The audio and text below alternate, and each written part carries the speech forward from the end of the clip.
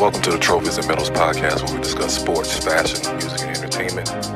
Where trophies are temporary and medals are forever. What side are you on?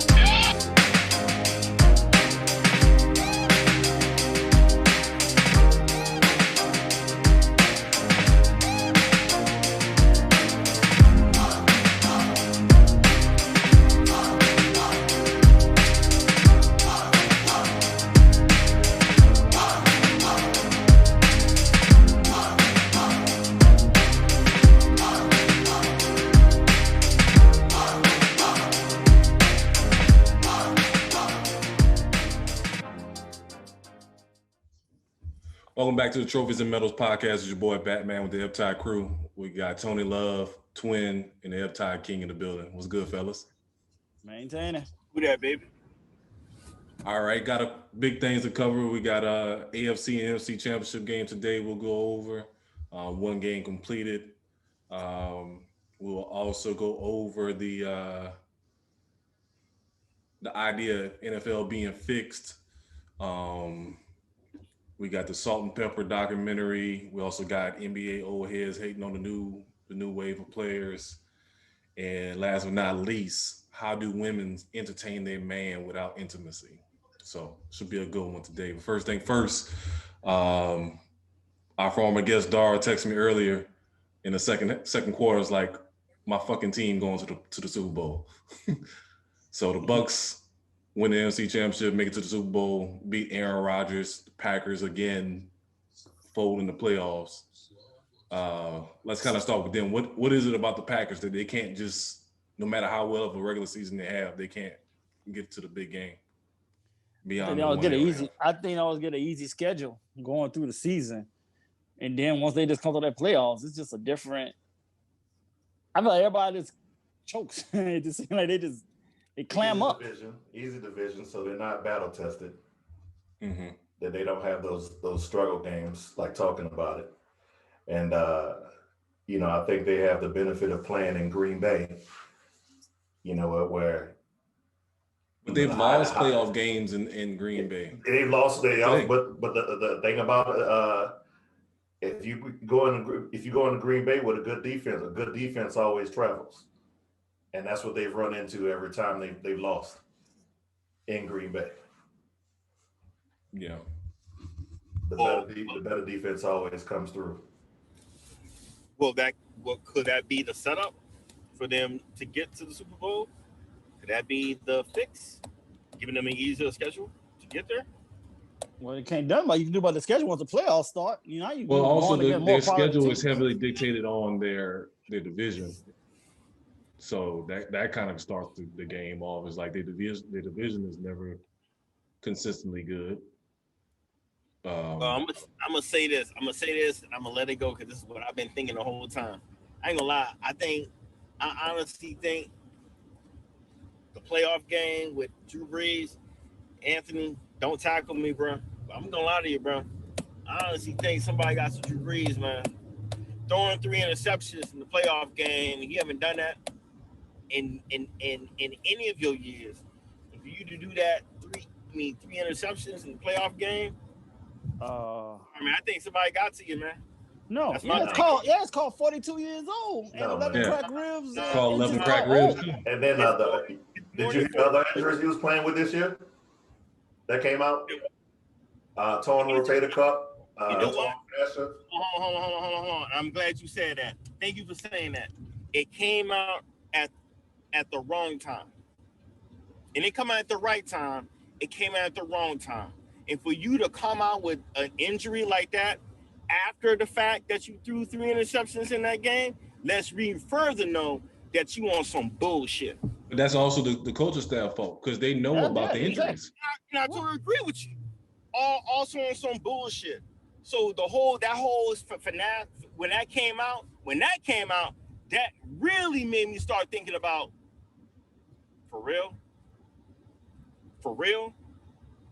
Well, hey, it's called the run is over. Here's the thing. If there's a game that was set up, it was that one. It was that one. I don't agree with that. Here's the thing. I'm gonna tell you another thing. I'm gonna give you some other evidence that I feel like it's on some bullshit. So there was a video that came out with Drew Brees and Tom Brady at the end of the game. They hugging it up. He's throwing the ball to the kids and this and that. Let me tell you this. If this is my last year, if this is gonna be my last year, and I'm trying to get to the Super Bowl, there ain't no way in the world I'm hugging it up with you and you throwing. Well, dude, that's you. That's and you, you, man. that's you. That's you. And okay. Let me finish. Just let me finish. As a He's competitor, showing that it's him. because I'm a competitor, y'all. Look, I was an athlete in college. Here's the thing: as a competitor, I'm not sitting outside. I'm not doing all that with you. This is my last year. It's different. Dude, they're 43. They're 43 and 42 years old, man. They've already gone past it. They're 20 plus years. I understand that, and everything that you're saying to me kind of fuels my fire. It's just that. It's that we're so many years into this game, we know how to work this. You know what I'm saying? So yeah, but his body gave up on him. That's the simplest. Rashawn, what proof do we have? What honestly sound proof do we really have of that? You trying to tell me you that arm, dude? We've been saying that proof for 3 years. No. Okay, but what I'm saying is, dude, you gonna come after the game and share that information with me? That happens all the time. Dude, that happens all the time. LeBron did that when he so-called broke his hand in the finals. Yeah, we always hear about the infamous injury after a loss and everything. I got you. So all of this right here has me kind of like on the fence on, is this fixed or is this not fixed? That's the fence that it has me on. I'm questioning. Well, it's not fixed. Here's the your team playing with your emotions. That's your team playing with your emotions. No, it's not me playing emotions, man. Like I said, like it's to me, things are really questionable to me. And Rashawn, you're the one who really put it on my radar, dog, about how the NFL is fixed, man. So I'm giving you kudos for that, and I'm paying more attention to how things are the outcome of things. So yeah, but I'm just saying in this situation, this wasn't a. You can't. Thing is, you can't. No quarterback, like you said, intentionally throw 3 interceptions. Here's I can tell you why 3 times in 1 year. Yeah, here's I'll tell you not fixed. Do you follow the former mob boss Michael Francis? Nah, he ain't far. Well, this is what he said. You know, he was a former mob capo, and he brought up you got some former NFL players, they were degenerate gamblers, and so when they couldn't pay up, they fix some games for us, but we don't want them to be obvious with it and say, okay, you want to pay off your debt, here's what you do. Just fumble the ball 3 times. A fumble, that you can't sit. You can sit up there and make a case for that. Oh, he fumbled. That don't look suspicious at all. Okay. But you throw 3 interceptions, that's gonna sit up there and throw red flags. Throw red flags. And then the other part too, if somebody gets something, you don't want that. You don't want that heat on yourself either.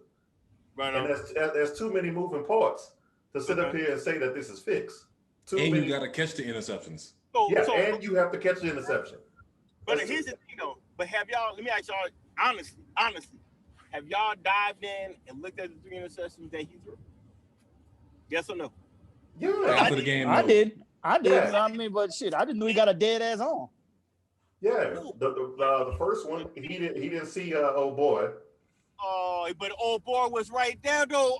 Anthony. How many NFL quarterbacks do the same thing? But remember now, he's short though. How you see all that?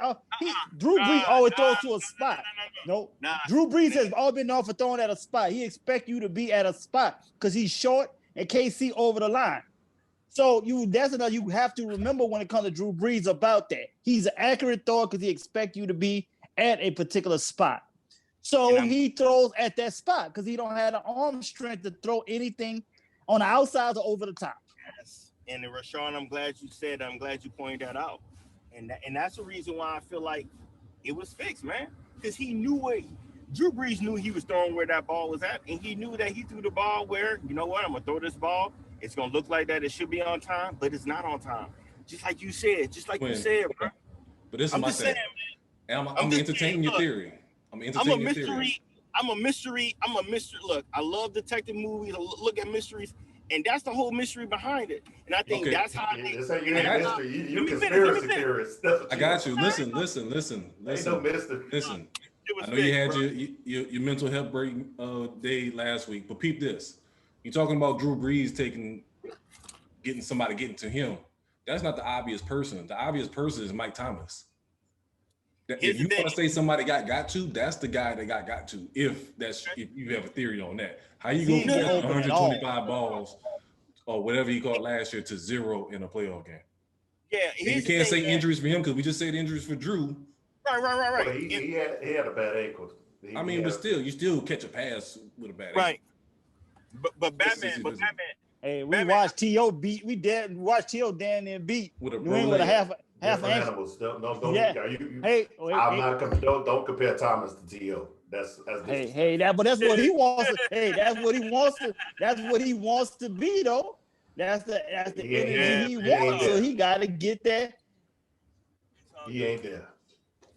I know he ain't there, but that's who he think he is though. No, but Twin, what's your feelings about Mike Thomas though?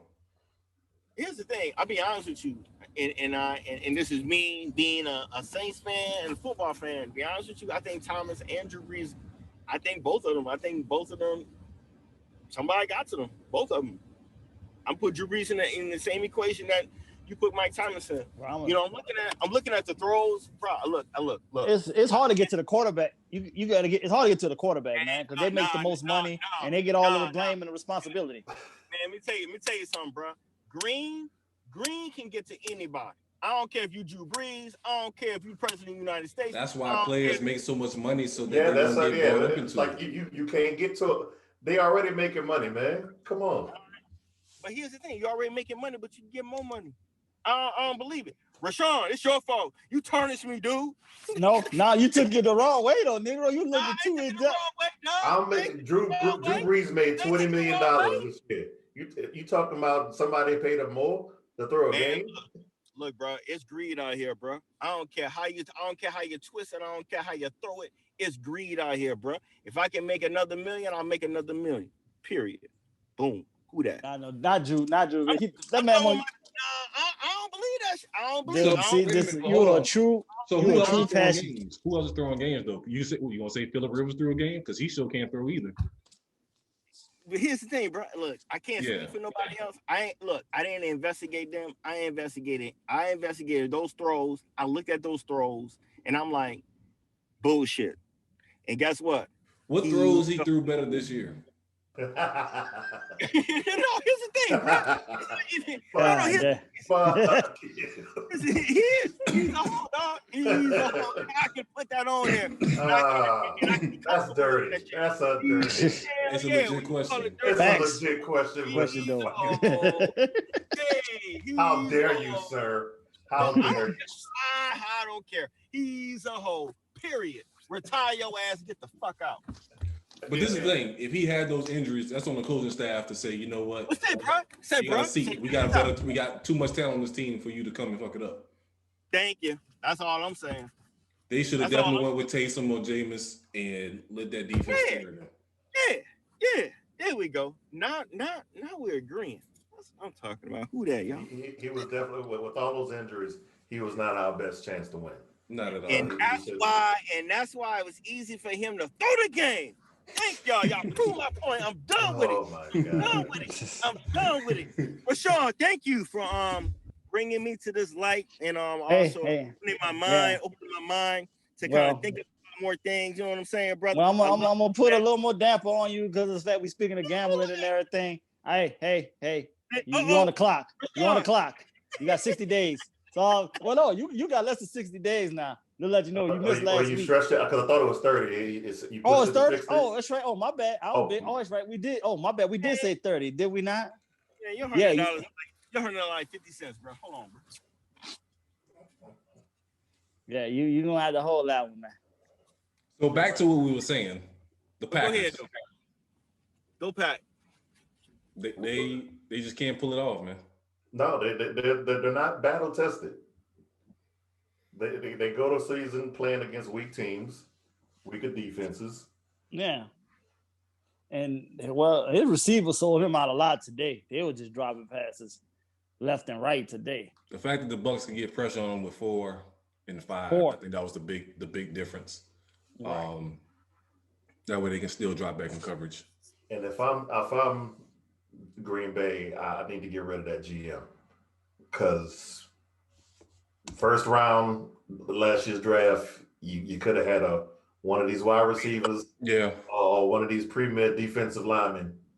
Yeah, you didn't. You went for the future first round. Or quarterback. But see, I don't know why GMs do that when you know damn well you probably ain't gonna be around long enough to see the next one. That player, the next regime. The next regime. That's a good one. That's true.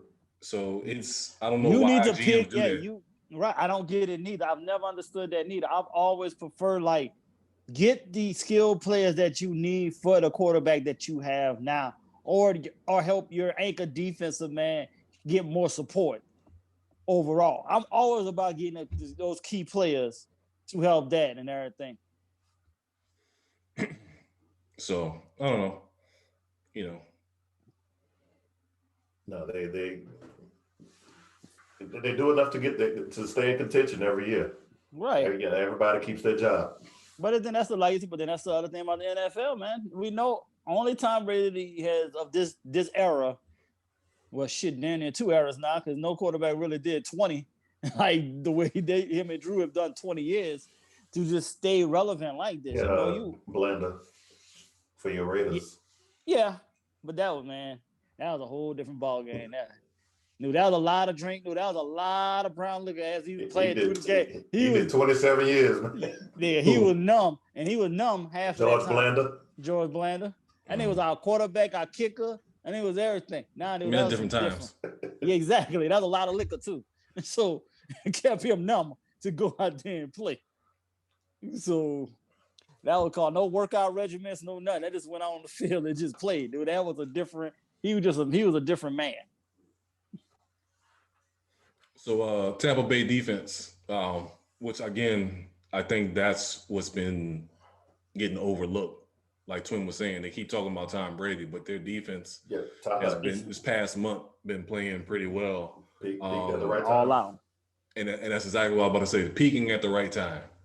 You know what I'm saying? Because Seahawks is a perfect example of falling off at the wrong time. But I think Tampa's defense is, if they're going to win, they got to depend on them. Right. Then I ain't like Fat Bastard out there running the ball all good and everything for Tampa either. He's fresh. He wasn't the man this year. Why are you mad at that man? Hey, he calls me a fantasy one year, dude. So he's on my shit list for life. Fucking fat bastard. So hey, it is what it is. I actually am surprised at how decent his career is. I did not think he would be as productive as he is. Okay, you didn't think he'll last this long, basically? But not that last this long. I didn't think it'd be this productive. And for those who don't know what we're talking about Leonard Fournette. Yeah. I thought he was kind of overhyped in high school and very overhyped in high school. They pretty much did what you're supposed to do with your best player, getting the ball any way possible. So of course, more touches, more yards, et cetera, et cetera. But his career at LSU, I don't think he really reached his potential. And I think that carried over into the NFL. And I have to blame his head coach at the time, Les Miles. Play calling.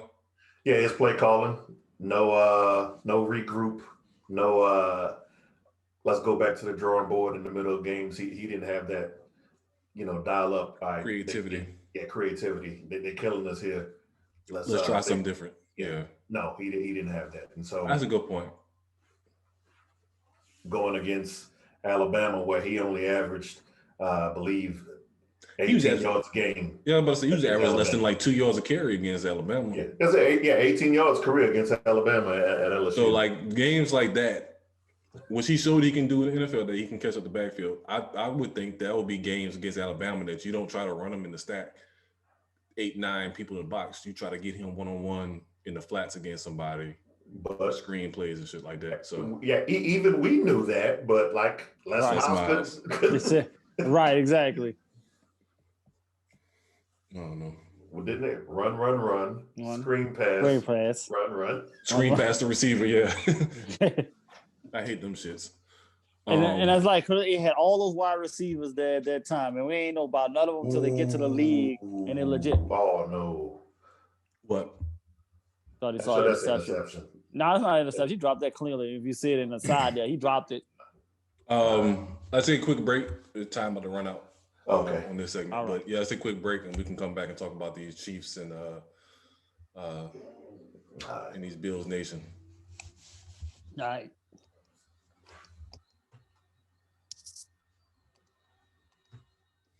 All right, switching over to the AFC.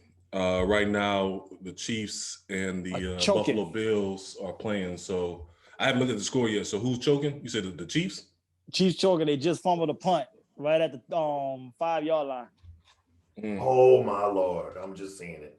Damn. He just muffed it big time. So it's 3-0 Buffalo right now, but they had like I said, at the 2. Oh God! They definitely got to bring this in the end zone. They got to get up 10. Don't be like my Titans was last year, kicking field goals and shit. Nobody care about your Titans. Just like nobody care about you. Don't see. I already started with the hating. The podcast been going peaceful. Here come the hate. Here come the hater. You know what? I'm just not seeing the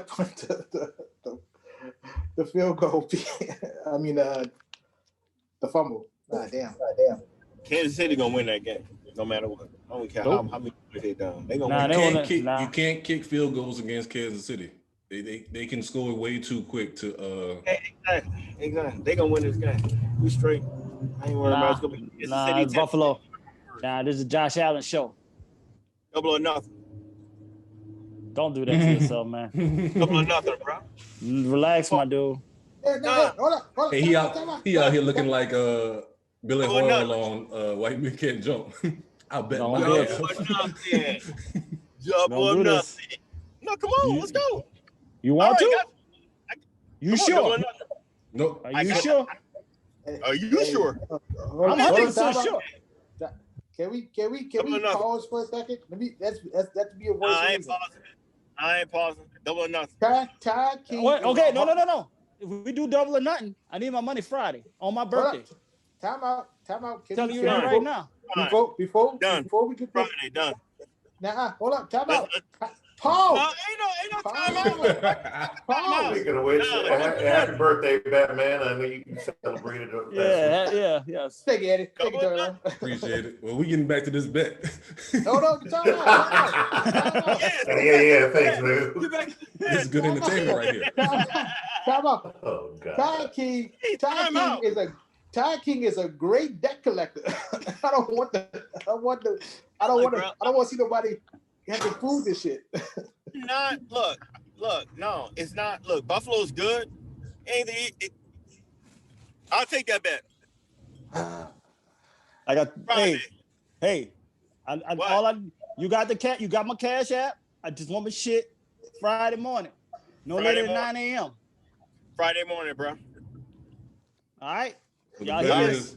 Double or nothing. Double or nothing. Ty King is betting on you got the Chiefs, right? No, I got Buffalo. I'm Buffalo. I got the Chiefs. Oh, you betting Buffalo? Okay. Yeah. I got the Chiefs. Twin got the Chiefs. Got you. Yeah. Hey, can me and Tony Love get some 2 lap dances out of this? You know what I'm saying? 1 each. All right, bro. Got you, baby. That escalated quickly. Got you. He did it. He did it to himself. I ain't doing it myself. I'm straight. Did I not just get a disclaimer? Did I ask him though he's sure? You did. Okay.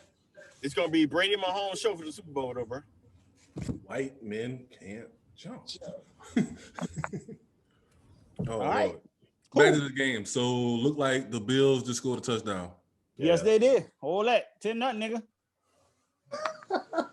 Go for it. Oh man. See, this is why I don't gamble. At least I don't gamble if I'm not participating. I just couldn't just say, yo, he fumbled. This ain't looking good. Ah.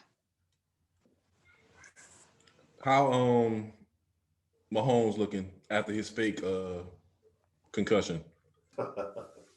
Honestly, I think he's a little off right now, but you know him. He'll be a little off in the first quarter or two, and then he gets in his rhythm in the second half like he always does. But I don't know. I think they're gonna put themselves. The Buffalo defense is too different for him to try to pull that nonsense off though. So you got to tread. They got to tread lightly here. They better get the scoring early and not trying to do that. Make a big comeback thing. Shout out to AJ Klein, who's on that Buffalo defense now. He was with the Saints linebacking crew last year. I was mad when they let him go. Good player. So I don't know. Well, in my opinion, whoever wins this wins the Super Bowl to me. Yep. Yeah, that's all I picked. I said whoever wins in the AFC will win the Super Bowl. So I did go with that also. You know what? I like Bill's chances against Tampa Bay better than Kansas City. Why is that? With Allen, he's more mobile than Mahomes. He'll be healthy by the time he gets more willingly mobile. Like, I think they're equally mobile, but I think Allen is more likely to try to truck stick a linebacker than Mahomes. Right. Mahomes gonna be sliding. Right. Oh, well, it's 9-0. They missed the extra point, so it's 9-0. Wow. Can't be leaving points on the board, man. So either way it goes, it's going to be interesting Super Bowl. So many first home team to host. Yeah, just off of that alone. That's right. It is in Tampa this year, huh? Yep. Mm-hmm. Okay. Interesting. So that's another theory that we can go with the fix. I said that early in the season, just to bring that back. That was a bullshit win. Hell yeah, it was a bullshit win. Hell yes. Raheem Goodell, since you wasn't there for the first segment. Brady Mahomes, bro. Brady Mahomes. What do you think about I know you mentioned it last week, but what you think on the game being fixed by Brees? Don't get me wrong or whatever. It was Brees' mistake or whatever.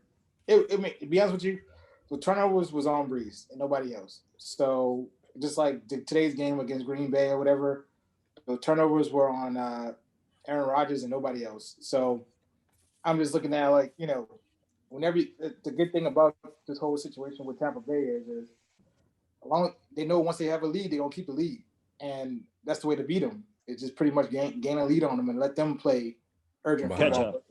Yeah. So the team I can believe can do it will probably be either the Bills or the Chiefs, because let's be realistic. I would say like this: over the last 2 or 3 years, the AFC actually have been a harder division.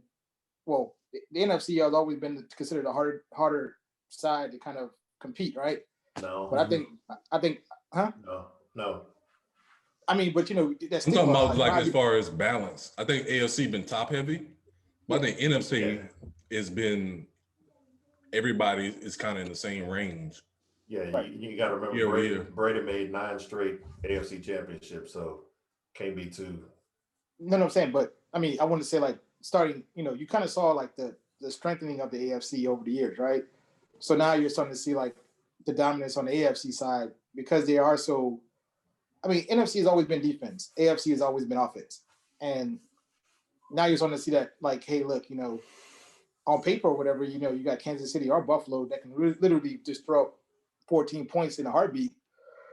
And I think they'll be kind of hard if they get a lead on Tampa Bay for Tampa Bay to come back, which hopefully that happens, because I don't want to hear about Tom Brady coming to the AFC, NFC. They're gonna be like, it was it's harder in the NFC and versus the AFC and all that bullshit. Let that motherfucker lose. Nah, I want him to make Belichick look bad. Yeah, me too. I'm in that same boat. Why? Because Belichick is a cheater, nigga. But it just proves Brady Belichick. with Brady going to the Super Bowl already, he already makes the NFC South look bad. Just from making it to the Super Bowl and going through the South. I don't know about that now. He does. He actually does. Why not? South look bad. Did they make the NFC South look bad? Yes. Yeah. He came in and took over the division basically. Because it's fixed, bruh. It's fixed. The Saints swept. I did that on purpose. It's first time in history. That's what I'm saying. Like, it's fucking fixed. The whole shit is fixed, bruh. Here's the thing. Okay, all right. Look this up. Look this stat up. What quarterback has won a Super Bowl in the AFC and the NFC? Which one? Nobody. I don't think anybody. Boom! I don't think anybody. Fucking fixed. How that's fixed though? That's not fixed. Dude. What you mean? No one has done it before, Rashawn. Okay, because nobody ever switched conferences like that. Normally they'll just stay in their same conference. Right, they're familiar with their conference to get back there. Y'all just giving me more ammunition why this shit is fixed. Dude, because he wanted to come to be a Saints. He wanted to be a damn Saints. Check this out. Drew Brees would have retired. All right. Bump that. I'm gonna switch over to the NBA. LeBron James went from East Conference and won a damn championship, right? So did Kawhi. Right? Kawhi done it. It's been done in basketball. Tom Brady and LeBron James got the same buy-in, same popularity in these sports. So you look at Tom Brady, he gonna win a Super Bowl. He gonna win a Super Bowl in the AFC and the NFC, bruh. Period, dog. You can't even argue that shit. We just said we picking the AFC team to win the Super Bowl, though. So like, he ain't gonna win it though. Tom Brady gonna win this shit. 300 or nothing, nigga. What? No. 300 or nothing. That's how confident I am. God. Look, you ain't bringing Tom Brady to the Super Bowl to fucking lose. But he has lost, though. He's lost 3 of them. Okay, but you know what, though? Going back on Rashawn, no comment a couple years ago, bro, about this shit being fixed. This shit is fixed, dog. Dude, I said that particular game was strongly fixed, yes, but dang, dude, it's not going to be all the time. You got me on this tip. I'm staying on this tip. Bro, I'm telling you this. This is the wrong tip to have that energy on, though, man. Your man threw 3 interceptions, man. He sold y'all down the river. Look, y'all, look. I'm going to tell y'all something. Y'all know I love the Saints, right? But here's the thing, though. I love football, but I like the integrity of a game, though. Dude, you better let that. Well, you in the wrong. You need to start watching sports. Then you worry about integrity. That's been going a long time. So you need to watch high school football, bro. Exactly. You know what? And all of this kind of like made me realize, like, you know what? After this season, like, I'm gonna make my announcement right now. I'm a New Orleans fan. I ain't no goddamn Saints fan. I can't stand this shit. You can't do that shit to me. That's why I fucked up Avery that day when he was on Eptide, because he was on some bullshit talking to me. Yeah. Let me tell you, because Rashawn was there, who played football that day, throwing me the ball and shit, talking all that shit to me. Dude, don't talk no shit like that to me. And that's what I'm saying. The NFL do the same shit, bro. Like, I'm tired of it. It's money. It's a business, dude. This is not no business. What's good for business? I get that. I totally controversy. Understand that. You don't have to like preach that to me. All right. That's why my argument is what it is. You're right. It's a money thing. Tom Brady got some, bro, I'm telling you, he got one of these motherfuckers in here, dog. Like, he going to the Super Bowl, and he ain't necessarily going there, but he gonna win that shit. Tom Brady's a motherfucker. Look, he ain't the GOAT for no goddamn reason. That motherfucker's the Godfather. How the hell you gonna move from the AFC to the NFC to a motherfucking NFC team, and then you gonna make it to the Super Bowl on what? A nice team. That's a decent team. That's a good team, man. They are a quarterback away. Y'all say what y'all want, but I'm telling you this: Tom Brady got stakes in this game right now, dog. Mark my words: Tom Brady won the Super Bowl. Okay. Done with it. No, I ain't giving you no more money though, bro. Good,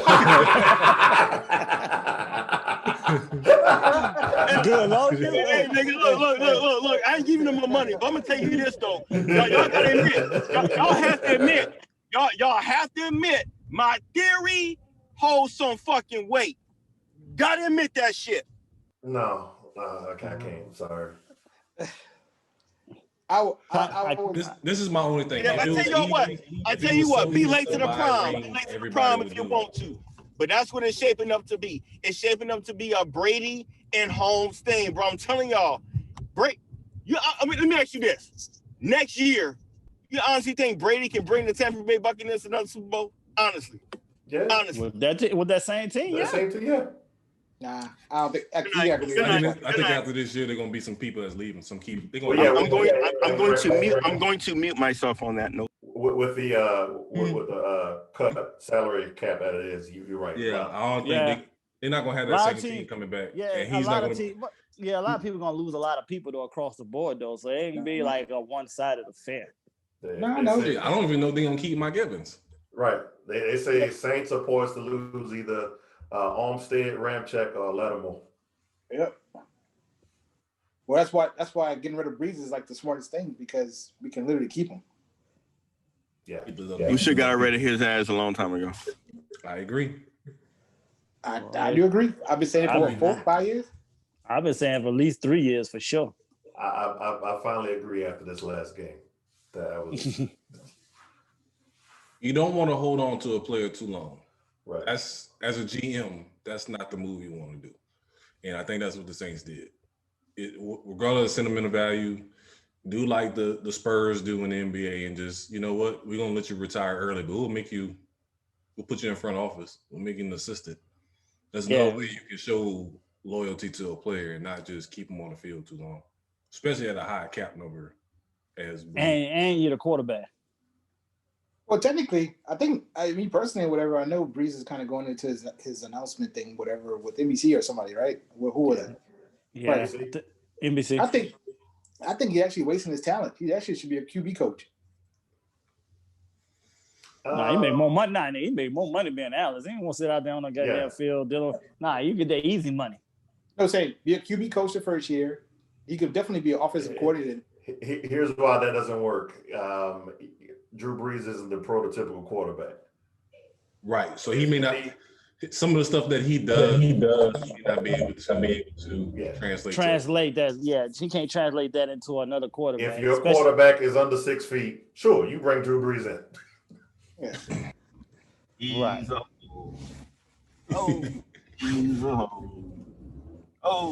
Get him out.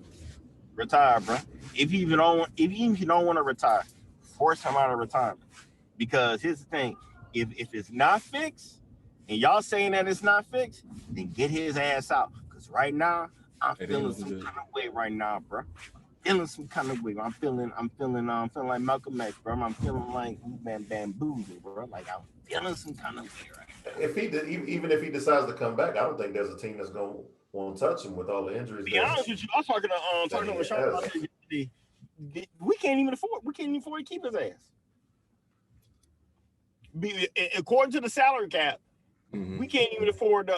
He would have. So for Drew Brees to come back, he would have to restructure his contract because there's no way in the world we can afford whatever it is, whatever bullshit we're gonna pay him. He need to go. I'm done with him. He need to fucking go. He like a fucking mouse. Bye, motherfucker. Y'all hear this? I'm a Saints fan. Who that? Shit, punk ass bitch. Breeze. Fucking interceptions in the goddamn. Nigga need a hug.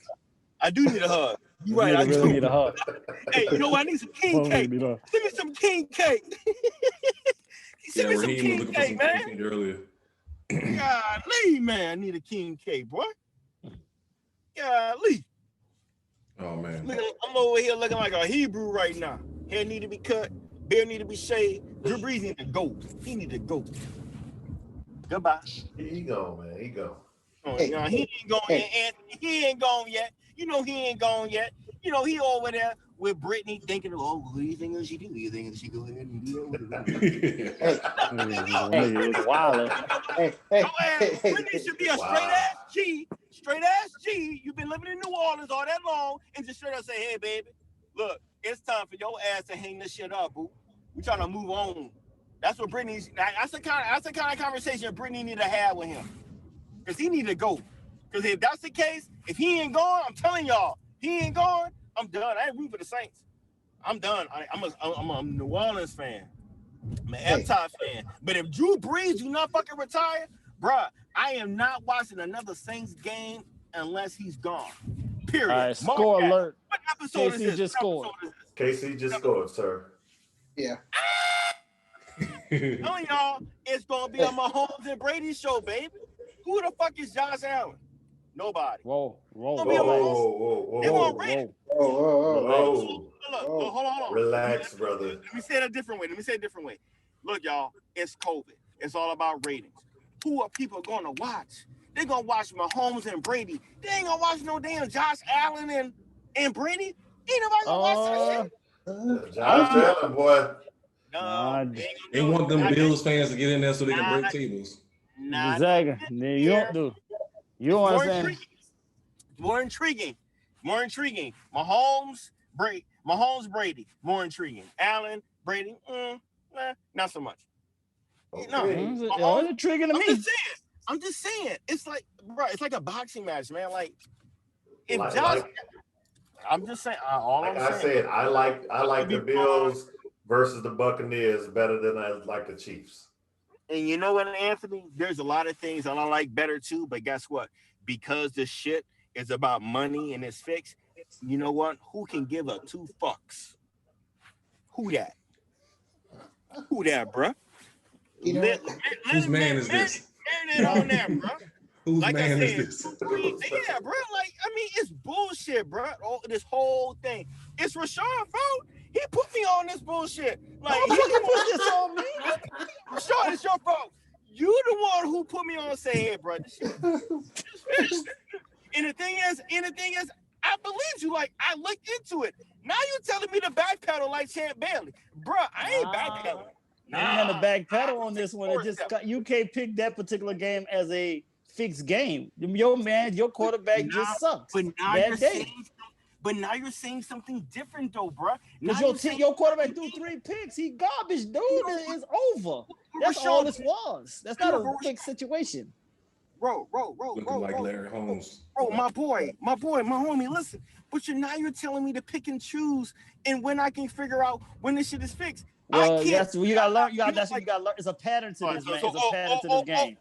So now I gotta go back to school to learn how to figure out when the game is fixing now, right? Is that what you're saying? I just hope. You know what though? I kind of hope Casey win this game to ease your soul that you ain't gotta pay me. Cause I ain't gonna lie to you niggas. If I win tonight, I'm lighting your ass up like a Christmas tree. Please let this be. We just gonna break even. Cause I'm telling you, you're gonna see levels of debt collecting that you've never seen before in your life. I'm gonna just let you know that right now. Cause you're wilding. You need to relax. No, you gotta relax. No, bro, look, y'all. I ain't relaxed. I'm totally relaxed. My thing is, man, I'm looking at this game today, and I said to myself, I said, if Tom Brady wins this game against Green Bay, I'm sorry. My doubt and my intuition and my whole thing about this whole thing being fixed, I'll be honest with you, this shit is real, bro. We already said everybody. We all picked Tampa to beat Green Bay anyway. It's not all of us saw this coming. Nah, not everyone. No, that's not true, bro. Like, I don't know about. I mean, in terms on this podcast. Yeah, with all this podcast, except for you, was all the one that did. They only thought that. Yeah, but Green Bay had a chance. But it's just this podcast. I've been listening to other podcasts, man. There's no. And they're saying the same thing. If they're saying the same thing. Okay. You got, I mean, man, you got to, hey, this was very well documented and very easy to see here. Like, you know, that's all. Man, look, bro. Okay. All right. Okay, well, look, Rashawn, for the sake of how I cheer for the Saints, I hope you're wrong, bro. I hope you're right.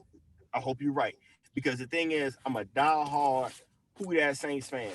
But, however, you got me thinking like this shit is fixed. And if this shit is fixed, what the hell am I cheering for? What the fuck am I cheering for? Yo, I ain't cheering for shit. Welcome to the Who Dat Medalz podcast. I'll give you a good points, Twin, of why this isn't fixed. But here's the thing. Remember 2 years ago the no PI call with the Saints. Remember that? That shit is fixed. That shit was fixed. Okay, that was fixed. There were several betting was legal at the time. Several betting agencies, they refunded everybody's money back because they didn't want to have any inclination that, hey, we had something to do with that no PI call. That was blatantly bad. That was blatantly bad.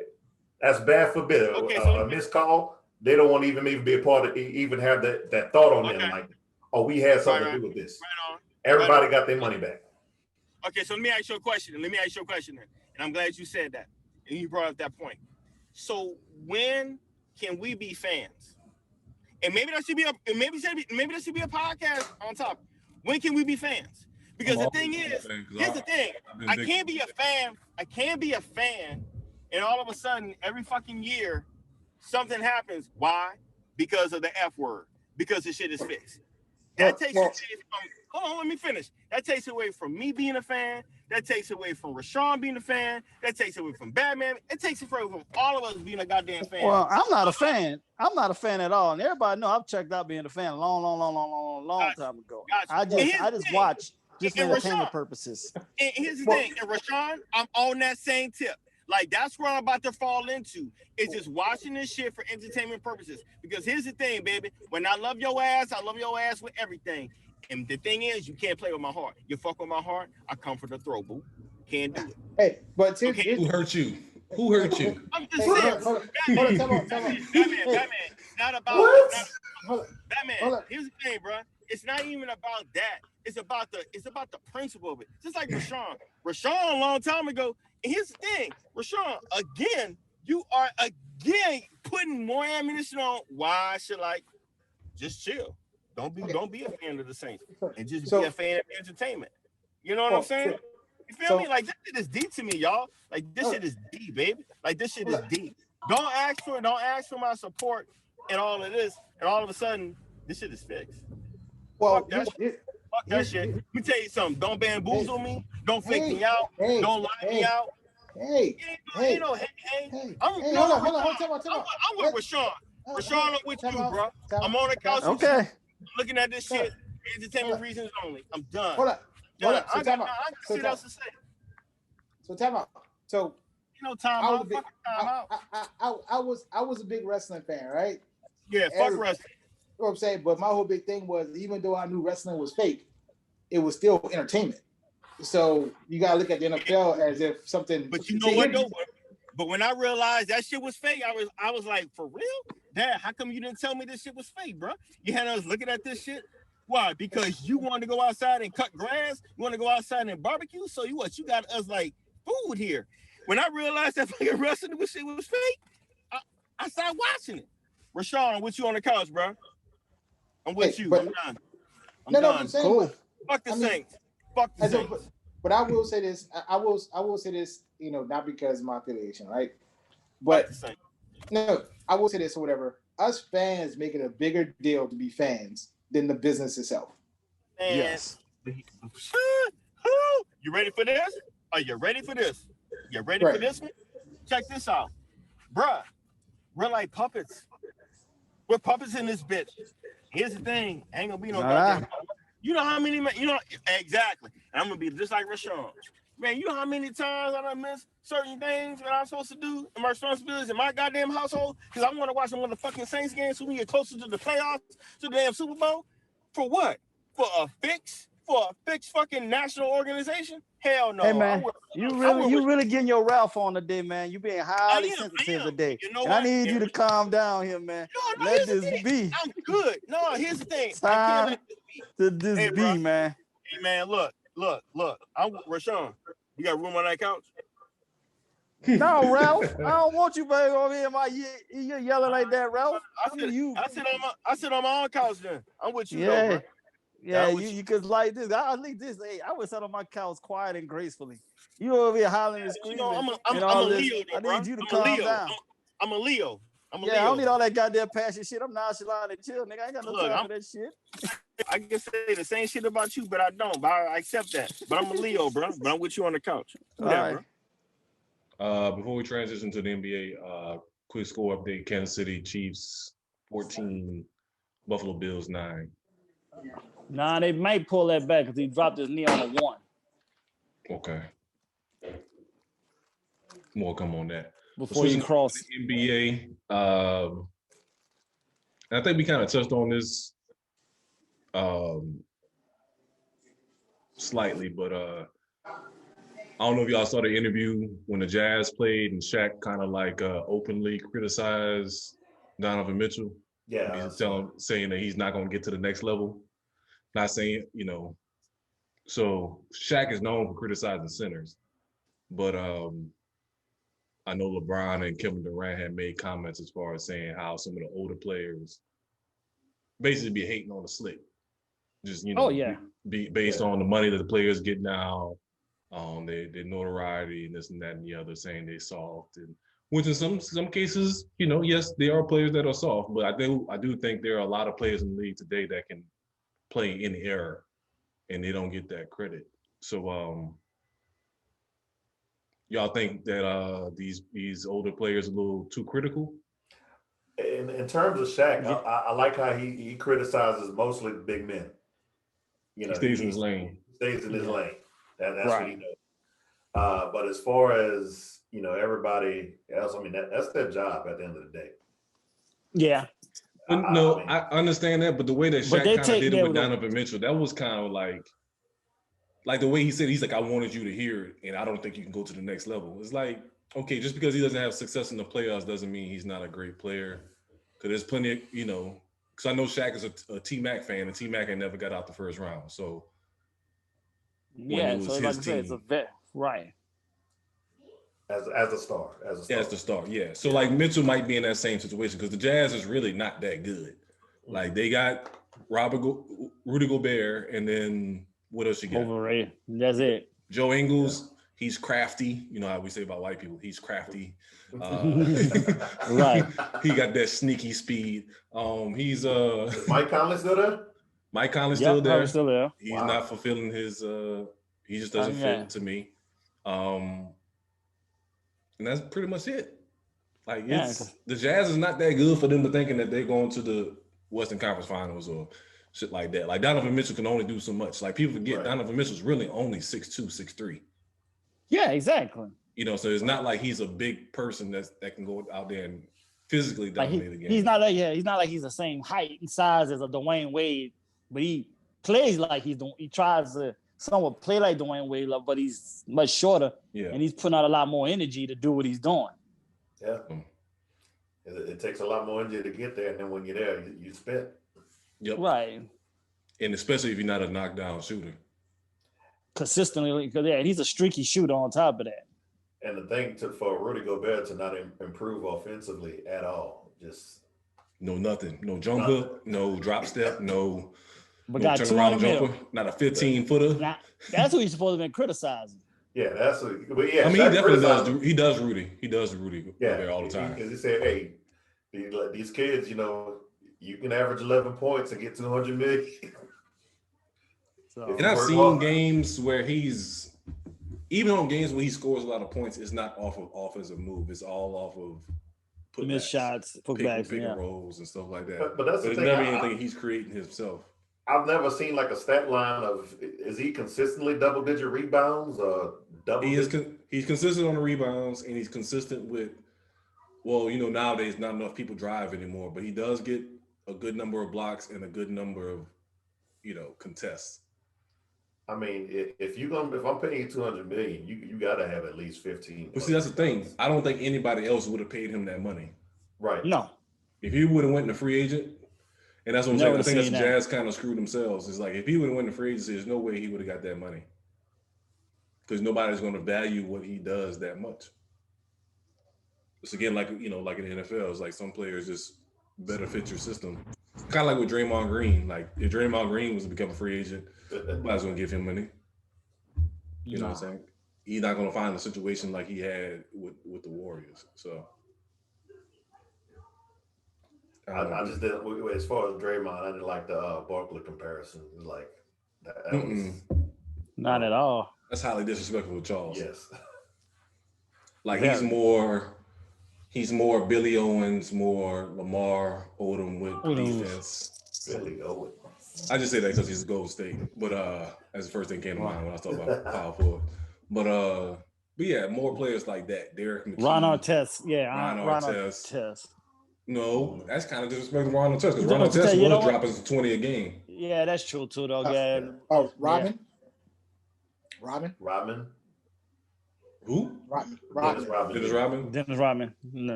No, he's not a specialist with rebounding. He's not that type of rebounder. Like I say, he's more of a, he's a facilitator. Yeah, I don't think he's a one-on-one. He's a one-on-one, but he only fits that system of that one-on-one. That wouldn't work anywhere else. I think, when Steve Kerr is done, I fear what Draymond's career is going to be after that. Oh, they retiring at the same time. So that's what that's going to be. Because like I said, he's not going to be able to go anywhere else and have that significant of a role. At least he's loyal. Yeah. I mean, I will say that with Steve Kerr. Well, yeah, he got no choice. So he made him somebody. Luke Walton made Draymond. That's when Draymond blew up, when Luke Walton played that. That's true too. Coached that first 20 games or whatever it was. So, and this whole NBA wouldn't make it if things would change. What you mean? I'm saying, the whole hand check, rule change, cap all change. This whole NBA wouldn't survive. The whole old heads, it wouldn't survive anything. It would be a lot of players that's either at the end of the bench or that's been cut in the past that will have a better chance. Because there's a lot of physical players out there, but they don't get the chance. Like, for example, like we just said, Draymond Green. Draymond Green fits the typical small forward, power forward of the 80s, being physical and stuff like that. He would definitely survive in the whole generation. But then there's other players. No, he wouldn't have survived because somebody slapped the shit out of him with that one stupid ass fucking comment. Because he think he's somebody, and then it'll humble him ASAP. I agree with you on that. But I don't know, Draymond Green, he just got kind of like a comeback attitude. Like, he may get slapped, he gonna slap back though. I know he not. No, ask Christian Thomas. Ask Tristan. But okay, Tristan, who's a tougher player though? Green or Christian Thomas? Hey, who got knocked out? I'm going. I need to see footage. Green, bro. I'm going with Draymond Green. Hey, Tristan caught them at the SBs and hit them with a nice 2-piece, and nobody said nothing. So he told him, "I'm gonna catch you out here in these streets," and he caught him out here in these streets ASAP. Yeah, I understand that, but in the game though, who you gonna put your faith in, Tristan Thomas or Draymond Green? Neither. I can agree with you on that. Like we said, because they both a bunch of bitches. But I'm just saying, if someone's gonna survive in an old school generation, I'm gonna say Draymond Green. What's it called? I will say this though. I think there's a lot of players. Like, I really want them to bring two things: get rid of the zone. Like, I get rid of that and bring back the old school illegal defense. You got to come double team or you don't come at all. What you with that? I want them to get rid of defensive 3 seconds. And that's what I'm saying. That's what I meant by zone. Get rid of the defensive. What you mean? So they can just sit in the lane? Yeah. No. They got to move around. They got to move around because then you're gonna have them big. Then you have big lazy centers. Just stand underneath the rim. Shaq was top 5 in blocking the first 10 years of his career. Didn't get put in. But the defensive 3 was. But you couldn't stand. You couldn't stand in the lane. You couldn't stand. That's what I'm saying. You can't stand in the lane. And back then, if you double team, you had to go all the way. That's fine. You couldn't fake double team like you do now and just kind of sit in the middle of nowhere. Like, it's the. Don't y'all think it's either you need to defend your man or get off the court? That's what I'm saying. Like, there's too much stuff that can hide people on the court. What's the boy for Miami? Duncan? What's his name? Duncan Robinson? Yeah. Like, so many. That's why they play zone. They play him in the back of the zone so he don't have to guard anybody at the top of the key. Like that's to me is, that's just kind of disrespecting the game that you can just hide somebody like that. Like, and I've also said this: they should have some kind of time limit of being behind the 3-point line. Yeah, there's a lot of players that just sit behind or sit in the corner. Yeah. But okay, then that's another thing too. You know what? You can do that. Well, corner. You can't sit in the corner for more than 5 seconds or something like that. I'm about to say that we can make a standing 5-second rule too. It needs to be constant motion at all times on the court, rather than just catch, just like you said, just camped out. Being Bruce not doing. Because the Spurs, I think, to me, from what I can remember, Spurs was one of the first teams just to kind of just park somebody in the corner and just say, that's all you're gonna do. That's all you're gonna do is shoot corner threes and space the floor for Tim Duncan or whatever. But yeah, I definitely, in the hand check, I would love to have the hand check back. Yes. I would love to have that back to where you can be semi-physical with the defender. Because there's too many people just flailing and flopping around. Damn right. Amen to that. I will watch the NBA. What's your boy name? Trae Young. Trae Young is out there just getting 10, 11 free throws a game off of that shit. Yeah. Ass bitch. Funky bitch. Hell yeah. Go ahead, Tony. Say it. A big forehead bitch.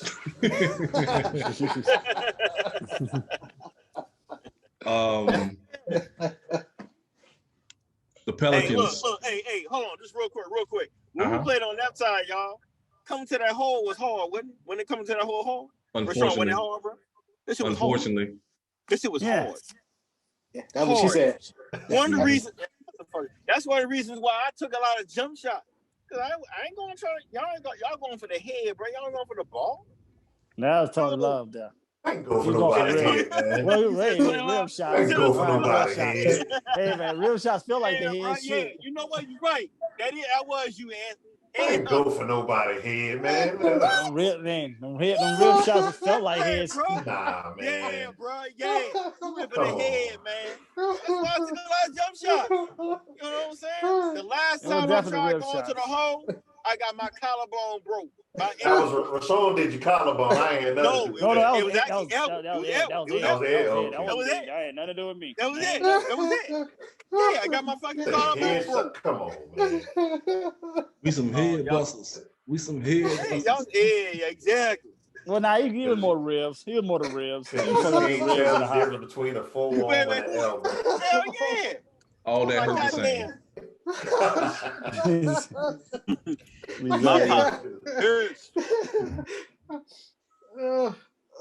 Yeah, you know what? Y'all niggas foul. Niggas foul. Yeah. Hell yeah. There was supposed to be a huge pause before that came behind all of this, though. But definitely, it's like, yo, that's multiple pause. We supposed to pause a couple of times there, though. But yeah, though. But that's why I stuck to rib shots. Y'all wait for the head. That's what I'm saying. All right, I'm done. I'm gonna put myself on mute. I'm done. I'm done for the night, man. And just so y'all know, I'm gonna add that Joe Burns singing is. He was like, what's wrong with you? Oh, man, shit. To the hospital. He was pissed. I'm done for the night, man. Y'all. That's what we do. What I was saying, Pelicans, yeah, 7-0. Gotta go. I told y'all. We called it. We called it. I've been calling it for the longest. Since the bubble, we've been saying it ain't looking good. It ain't trending in the right direction. So he's shooting like it's like 30% from the field, 20 from 3, and like 50% from the free throw line. It ain't looking good, man. It's kind of like they wasting the talent that they got. Like it was no point of trading for Steven Adams if he's gonna not make the playoffs. Exactly. He gotta go ASAP. And my money going down the drain at the second here as I'm looking at this goddamn game. Well, Chiefs scored again? Nah, that defense is huffing and puffing. Yeah, dude. Mahomes doing whatever the hell he want to do, nigga. Big ass concussion. Exactly. just to rub this in Raheem Goodell's face, New York Knicks is leading the league in defense. Nobody give a fuck about the Knicks. The 90s are back. So, Tips. just to rub that in your face, pause. Lord. So, still can't shoot like talking about, but playing hard on defense. How you liking Obi, man? Since he's been back from injury, he's been playing well. He's been playing in his zone. So we've been using him at like power forward / center, like I hoped, and not playing him at small forward. So he shoots threes, but not that many.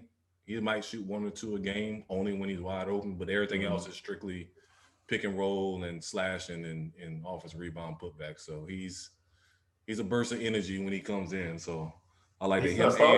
Him and quickly. No, we got coming off the bench. Oh fuck. No, because Julius Randle's been taking over. Yeah. Okay. Yeah. Julius been balling. Julius Randle was like almost at one point he was averaging almost a triple-double. So he's changed the game. But what we do is we put Randle and Toppin together. Randle's strong enough. If somebody's big, he can muscle them. But at the same time, you still got the athleticism with Toppin behind him. So, but quickly from I think he went to Kentucky, the guard. He's another surprise. So him and Toppin together. When the second unit come in, it's a whole bunch of energy. So I think that's been a big difference from us because quickly will come in and give you 17 points real quick, Toppin to give you 10 or 12, and that'll be a big difference. So all them stats and nobody give a damn about the Knicks. Mute him. I'm just fucking with you, bro. I know. Mm-hmm. I know. Mm-hmm. I know. Hey, hopefully That's y'all. why the Pacers are trash. Hey. Yeah. Wait, you're a Pacers fan? No. You like Reggie Miller? No. Well, his actually is kind of funny because actually my team in my adult life is the San Antonio Spurs. The Knicks were Larry Johnson. The Pacers were Reggie Miller. Matter of fact, the Knicks were what's that point guard name that was with them through that time? Greg Anthony. Who? Starks. John Starks. Yeah, John Starks. I like John Starks too. So, I Speaking really of somebody that the fix was on, that finals game 7 against the Rockets. Yeah. So I didn't like the Bulls at all. That's my theory. I was never a Bulls fan. So anybody who could beat the Bulls, I was like, hey, the Knicks was closest to it. Yeah, we should have beat them a couple years. Yeah. This is getting out of hand. They scored again? Yep, Yeah. 21-9 now. LSU, baby. You know what I'm saying? Like a masterpiece nigga. The nigga with the 5 names in one. Who's winning the game? Buffalo or Kansas City? KC winning. You looking good. Told y'all, man. I'm telling y'all, man. 2 LSU running backs. I can get less, bro. I say, bro, be honest with you, I can get less about this goddamn, but I'm telling you, bro, it's fixed, bro. This shit's fixed. Rashawn, bro, I'm your protege, dog. I'm with you. There ain't no protege, dude. You look at this way wrong. You're not with bro, me. let me tell you something. We're not in the same. No, let it go. We ain't going back to the subject matter. I'm out. I'm gonna let it go, man. It ain't got nothing. You ain't my protege, though. Nah, not your kind of energy. I'm just saying, bro. It's some bullshit. Like, it's bullshit. It's fixed. It's fixed. It's fixed. I got you, but there ain't no protege. All right, let's switch over to entertainment. We had a versus battle that finally happened. I want to see some titties. God damn it! Keisha Cole, let me be great. 3 delays on they matchup or 2 delays or whatever, and Keisha Cole showed up late.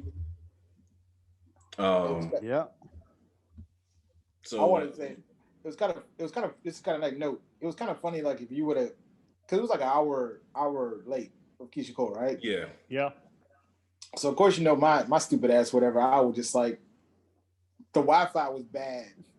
It was on her side, Keisha's side. So I was cracking jokes. I got some honorable mentions, which I take. You know what I'm saying? Because that was the first time, whatever the case may be. But one person, I do remember one person. I forgot their name or whatever. But one person was like, "Watch Keisha Cole's finally come on with attitude." And sure enough, she had a complete attitude when she came on. I will give her Shanti credit or whatever. She was a team sport. kind of like, hanging there for 30 minutes to kind of hang it in. But you kind of see that at the beginning. She was like, I've been holding it down for you for blah, blah, blah, blah. But I will say like this. I didn't know exactly how petty Ashanti was, but my whole big thing, it was a great matchup after it got started. But I can tell that Keisha Cole probably went to 35. Ashanti went to Cabrini. That's how it felt to me. I was like, oh, she went to Catholic school. Keisha went to public school. Keisha was kind of cool. Keisha was kind of cool with it for a little bit because she was like, all right, it is a battle. I'm not trying to make it a battle. But at some point after the halftime show, she started saying something about disrespectful bitches, and I was like, oh, yeah, she about to go ahead and put them in. If they were together or whatever, it would have got kind of physical a little bit because she started showing her Fauché side. I don't know. It was you gotta remember, Ashanti from New York, right? Yeah. So no, I wouldn't say she was private school. Nah, bro. I mean, but my hobby. But Keisha is a different level of. Oh, she Oakland and everything. Oakland, like, yeah, she Oakland, but like Ashanti was throwing those shots. She was throwing a good, like, little clean, little shots there. See, Ashanti about her money. That's another thing. That's why you want about her money. Exactly. And that's why I'm like, she was professional. She wanted to be professional. That's why I kind of would give her more of a 35 chick. I would give her Wild Wayne. I would, or Redeemer. How about that? Give her Redeemer. Mm-hmm. Nah, I'm still 35. I'm keeping it with 35. Oh, you know what? Shit, we can both not put her in prep.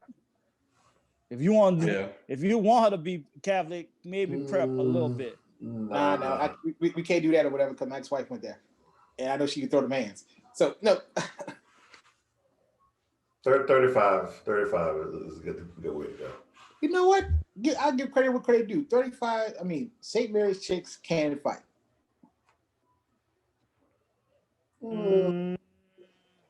Now our generation, the older generation, yeah, but not ours. Not our run. Definitely can't fuck, but I don't know. Oh man. Hey, hold up. Let's just get this out the way. So I know you did go to the other all boys school, my friend. Was the pussy game good for y'all over there with the fence? No. I did. My wife went to Mount Carmel, so I did. That they worked out that way. But as far as most of the guys went to Dominican and Mount Carmel, and if you out in Metairie, you like Chappelle, Archbishop Chappelle, and see, and they went to the ducked off school. These niggas them niggas went deep ducked off. That's what they went to. But luckily for me, and catching RTA, I came across Kennedy. I came across 35. I came across John Mack. Came across Easton. Hey man, I'm gonna let you know right now. John Mack had them snapbacks. Yes, they had them stallions. Hey, I would say even better than Kennedy because Kennedy was my favorite school because they had a variety. But John Mack, if you catch right one at John Mack, you'll be like, damn, you pretty all right. And then when I caught the broad to Morrison, it was I couldn't get a St. I couldn't get a St. Mary's one because they was all over the St. Augustine. So I'm like, I'm just wait for my bus over here. That's what I told Sid that time he made a post, or did I make that post when it was like I go to St. Aug and the chick walk off with him. It's like you can't do that with any other school in the city. Like I ain't never you couldn't say, oh, I go to Abe, and then the chick just pass out and follow behind you. That shit don't work. No. For any other school in the city. I would be an informant and let y'all know that y'all had the gold mines in public schools. We were lacking on our end. It was like, I would say like this. At least at public school, y'all had dudes to kind of offset the attention. For us, Catholic school guys, it was like if you did your dirt with one, 100 more would know. 100 more would know the next day, and especially like like St. Aug, Jesuit, Brother Martin or whatever. It was just one of those things where like say for example, I might have met a chick and be like, hey, I'm cool with Tony Love. She'd be like, oh, my homegirl in fifth class or whatever, cool with him too. And it's like, shit, nigga, I can't do my dirt by myself. But public school was, public school, you can kind of keep it, what I'm saying, kind of control. But yeah, of course, my dilemma or whatever with prep. So it's just like, hey, look, y'all had it better than us or whatever. But I will say in Laplace, I couldn't do a goddamn thing. And you know why, Batman. Why? What it got to do with me? Cause, bro, I was just like, hey, look, I'm about to, a girl, what I'm saying? She let me suck on the titty. Oh, yeah, man. She sucked, she fucked the old boy that I just seen yesterday. Like, oh. That's the difference of being in a small town. Like, New Orleans is a lot of people in a small area. But Laplace is just small, period. Like, the school is huge, you know what I'm saying? But it's still a small area. So either, like I told them, either they related to me or somebody already been through that. So and I ain't trying to fuck a fourth cousin. You know what I'm saying? That's not my life. You know what I'm saying? So like either way it goes. So like he would ask me about somebody. I was like, oh yeah, boom, boom, boom, boom. And he's like, damn. So he come up with another one. I was like, bro, is nobody you're gonna bring forward that's gonna have a clean slate? Laplace is only what? Well, if you want to count the whole area, Laplace to Reserve and Garyville. That's a 10-minute straight ride if you just drive straight through airline. There's only so many people you're gonna get across. That's why I went back home, baby. I can hide. Actually, be honest with you, you tried it. You tried. I tried. You know what I'm saying? Took her to rallies and everything. You know what I'm saying? Two or three of them. And I just was like, oh, Batman. Oh, he's such a sweetheart. Nope, I get ready your ass. Neck. You love them free movies at the movie theater. Oh man, I got a story to tell about. You know what I'm talking about. Which one? I would say Wolf Monkey, but I'm saying damn Wolf Monkey. God damn. The disrespect. Nah, it's accurate. It's accurate. I know it's accurate, but goddamn, it's just the accuracy of the correct name to give somebody. Oh, here's a hidden gem or whatever that I never really said. But my sister said, damn, I could smell it myself. Yeah. That's when it's bad. And your sister got no filter. She used to be at work cutting up. Y'all gave her the platform. That's what I'm saying. Like, she'd be like, oh, man. Hey, Flo, didn't you used to like so-and-so? Yeah, I could smell it too. Like, damn, that's fucked up. Yeah, man. She's a wolf monkey. Hey, man, it's accurate, man. Especially when you got the homie, light skin. Run through everything. And he said something about it and he turned it down. He was like, in fact, he was a reason why I just was like, nah, I'm good. If he say it's bad, then you know it's bad. Yeah. That wolf monkey was kicking, boy. Shit. It'll knock you out like Makana this weekend. Shit. Damn. Put you to sleep. I tried to told you. He didn't want to listen to me. He had to learn on his own. Yeah, I just was like, oh, never mind. I'm good. Oh, man. Oh, damn. Well, so you mentioned the knockout. So, is he done? Does he need to stop fighting? Yep. I wouldn't say that. I think like Khabib pointed out, you who he spars with, yeah. Sparring with you ain't sparring with no legit fighters, and he didn't spar that much going into this fight, so his speed was off. He was not. Oh, you can tell from that. Does he need to drop? Didn't he go up in weight class? Do you think he needs to drop back down? Probably so. Nah, he just need to practice. But when you go in a higher weight class, that's higher punching power. So I think maybe that used to be his advantage that he was a lighter weight but still had heavier punch power. So now he's evened out.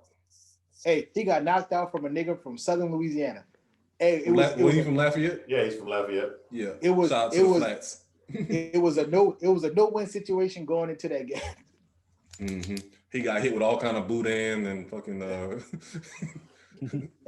Verone, smoked sausage, and all that. Hey, Southern Louisiana, we are more confrontational than most parts of life. Yeah. By nature, I didn't necessarily realize that until I started traveling. I was just like, what we do is very wrong. Aggressive. we don't take disrespect lightly. So once somebody feel like they played, it's a wrap. Yeah. I told somebody, I forgot who I was talking about that. It's like we was clowning talking about 80% of the shootings in New Orleans just happens when somebody feel played. Whether you fronting in front of chicks, you trying to play me for my money, or you playing behind my family, that's usually the marking of an incident. I'll say this, whatever. Your mom could cause a funeral. The statement your mom said, you want somebody's t-shirt in a week. Yep. Because they ain't letting it go till you gone. Yep. At all. Wherever you at, on site. On site. Second line. No matter. Super Sunday, whatever. It's on popping. Site. On site. That's true.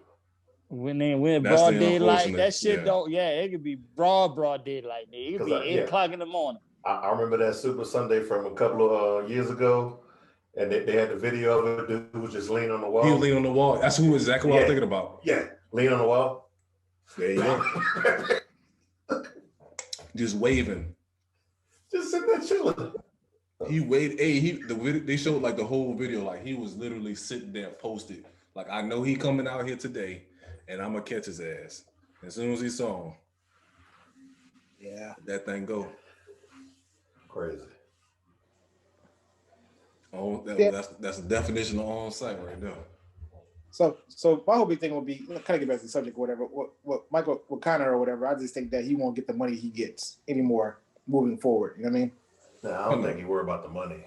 Nah. At this point, I just think nobody. He just be for entertainment purposes more than. I think he loves that. I think he loves that now more than he loves the money because he got enough money. But I think the showing and the entertainment pre-fights, because he sell all his other stuff. Yeah, because he sell all his other stuff that he got going on. Yeah, he got too many revenue streams now. Yeah, right. He's true Irish. Like, he don't care if he loses a fight. Hey, Toy, you eating rallies? Nah, but you know what though? Kind of goes back to my argument. He need to retire like Drew Brees, baby, because he got a lot of money too. Man, he's a true Irish man. He ain't never gonna retire until he die. Trust me, I know who he is. Yeah, he definitely. But he need to retire. Too much entertainment for him. I'm gonna tell you this. You know how like one blow or one hit would take your life out? Yeah. It's a different game that he's playing. But I think that, but the UFC is he still get it knocked out. The boxing. Like, it's not as violent. It's violent, but it's not the blows are like it won't be continuously like you go through in boxing. Yeah, you get back. But even boxing now has kind of been better. Like boxing, there's a lot of fights over the past few years where the fighters arguing that you're stopping it too early. Like they jump the gun with calling the fight sometimes. Like if you ain't putting up any kind of defense, they call it a little bit quicker now. But like I seen some older fights where dudes literally ain't putting up their hands for a good 30 seconds. You know what I'm saying? Getting rocked. Yeah, and it's like, okay, his legs ain't getting up, but still you letting him get his face blown up.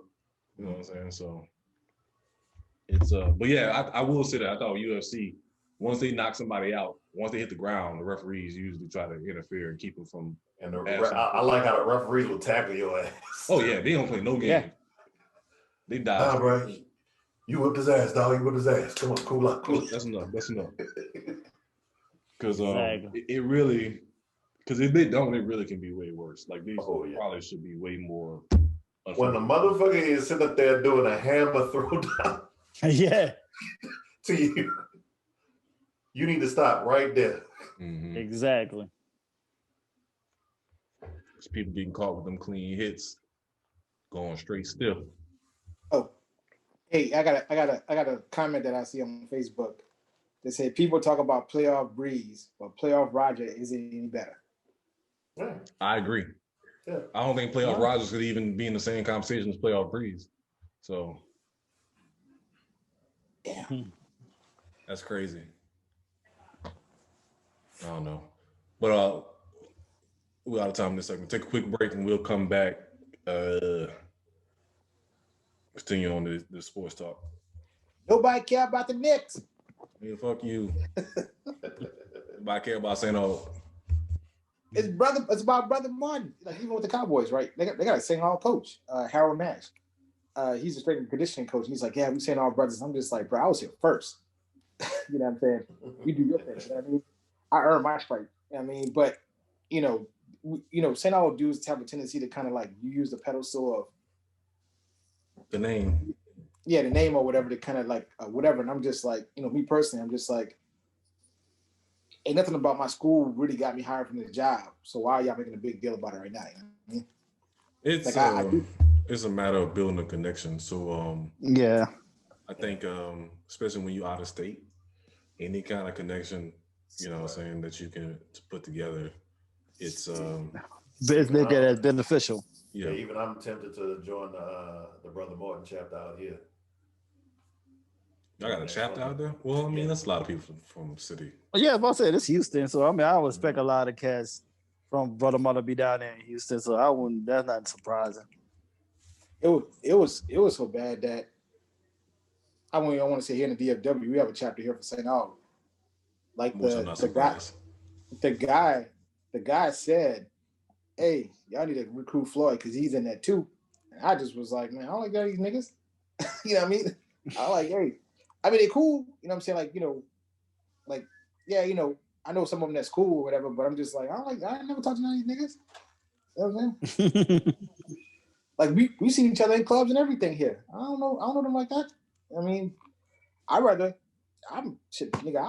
fucking chill with Anthony. But hey, you in the Brother Martin chat? I'm coming to your meeting. You know what I'm saying? You know what I'm saying? Like, I mean, it just, for me or whatever, I don't necessarily say, to me personally, this is my opinion, I don't necessarily think St. Aug literally puts more of an advantage in my pocket if I say what I'm saying. Not in DFW, where Oak Cliff and South Dallas, their ties are more connected in the city, you know what I'm saying, versus what's the school in Oak Cliff? One of my coworkers. Skyline or Carver or Carver. Yeah, Skyline Carter. Yeah, those two will get used a lot of pull. Yeah, my coworker, she went there. She went to Carver. Another well, there's another area though too is South Lake Carroll. South Lake Carroll, yeah. In Highland Park. Highland Park got that same. They had the same type of pull also. Yeah, because what's his name? Detroit quarterback. He went there. Stafford went there and stuff, and Jerry Jones. It just grandkids. There's a lot of people, known kids are gone there and everything. Yeah. It's kind of like Mark Cuban, the metro area for New Orleans. Like you're gonna have, it's like anything. There's gonna be a pipeline one way or another. Mm-hmm. So whether you got somebody on staff that's whether it's professional sports or in corporate America, if you got somebody on staff in that area or went to a particular school, it's going to potentially give you a leg up. But definitely those 4 schools here in this metroplex for sure carry weight if you went to those schools. And of course, if you play any sport, you all actually locked in. I was like this or whatever. This is back home. The Asian community had more of a pull in the city before post Katrina than St. Aug. Yeah. And that's the thing. But that was just them reclaiming their dues from like the 70s. But then again, that's McMain, Brother Martin. I mean, not McMain. What's the name of that school by UNO campus? You're talking about Ben Franklin. McMain, Ben Franklin. That lineup or whatever. I mean, I've actually met more people in position from those schools than St. Aug and St. Mary's and all that stuff or whatever. Oh yeah. So, like Ben Franklin was the only public school I really saw that had like an even white population. Yeah. In that school than any other public school in the city. Right. I don't know. I ain't never met nobody that been Frank. Well, Oh, yeah, shit, Flo. Slow. Fuck, son of a bitches. I was with, I don't even think I was in high school at that point, so no, that don't really count. Mm-hmm. Yeah, Flo, yeah. Moved. So I know. He pulled that card out quick like a Flo. She's doing big things, man. Doing big things. Yeah, I did go see the page. I ain't seen the invite, but I didn't want to bring forth any more pain. Oh, it's all good. It's all good now. Works out in our favor. Man, they both happy now, man. Exactly. That's exactly what I was getting to. Hold on. Who we talking about? You didn't know Flo. She stayed. She was there on the block. She was literally across the street from Anthony. Across the street from me. Yeah. So maybe 2 doors down from Lindsay. No. So okay, go ahead. Hey, post in the chat. Go for it. You know what, Anthony? That's why the Catholic school education solid, because Batman, he don't be sharing his shit.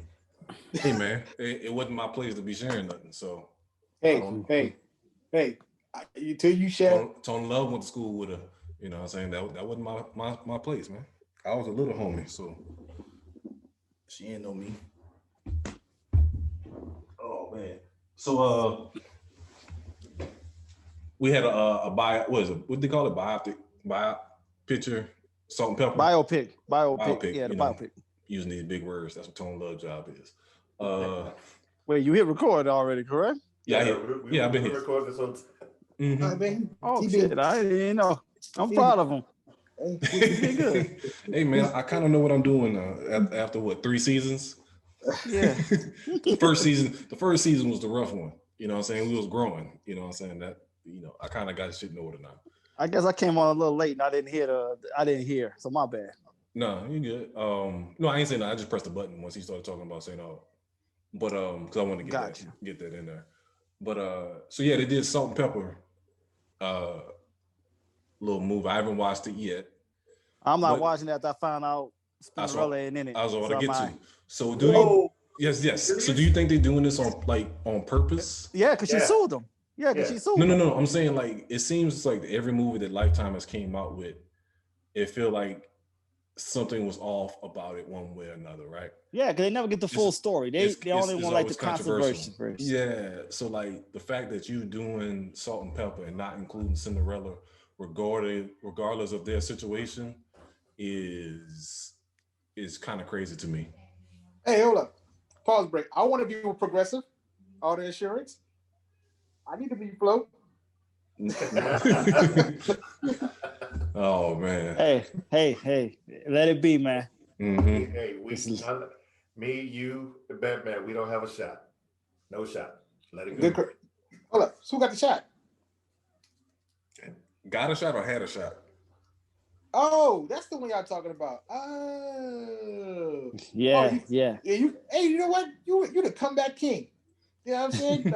like you started off, you a little rowdy, you did good. I see why you bought that 5K ring, bro. You needed to after this biopsy. This shit. Yeah, dude. She's doing big things. Yeah, she's doing big things. Yeah, that was my major fumble. That was my major fumble in life. Interior designer, hospitals, civic centers. In 2 states. She does it in 2 states.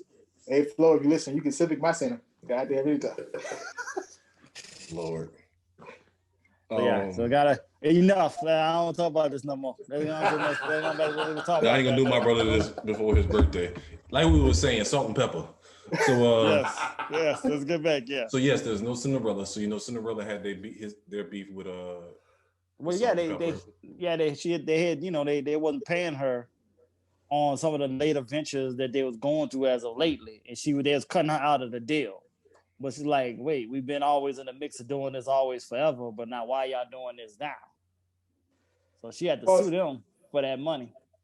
Well, technically, or whatever, at the end of the day, or whatever, her relationship, I want to say over the past 5, maybe plus years or whatever, it hasn't necessarily been solid. I mean, Salt and Pepper is like a solid brand name or whatever, you know what I'm saying, by itself. But even the two of them had their moments too, though. Yes, right. Exactly. Right. I mean, of course, their reality show and stuff like that. But I did watch it. I did watch part of it. I will say that one thing I did not know is them, Kid and Play and Martin Lawrence all worked in the same call center. And Tisha Campbell and Pam. And Pam. All of them was all of them was the same call center. Yeah, all same area. It was a Sears call center. There was, I think it was Sears or it was AT&T. I think it was Sears. I thought it was. Yeah, it was Sears. All of them. But it was like ridiculous. And your boy, what's his boy name? That was Salt Pepper, like their hype man with the glasses. That was the producer. Herb was the producer. Herb, yeah. Herb. But he was kind of in that area too, like around that same time. So that's crazy, like that talent all in that same time area. Right. All working at the same job. That's crazy. Yep. That was the one thing I did not know. I didn't know that part. Mm-hmm. So everybody put everybody on once they got a chance. Like Tashina said, I mean not Tashina, Little Shop Horrors. Tisha. Yeah, Tisha. When Tisha got her first shot, she made sure that she got Tashina on. Mm-hmm. She's like, I got somebody that can help out. You know, there can be a background, something like that. Everybody put everybody on, and whenever they got a shot. Can they play put Martin on once they did the album House Party? So they all looked out for each other in that period of time, which was cool. But yeah, I definitely gotta check it out. But yeah, like you said, they definitely love that controversy. Because it's never Lifetime does. Everything is never done 100% right. Like it's definitely by design. Yes.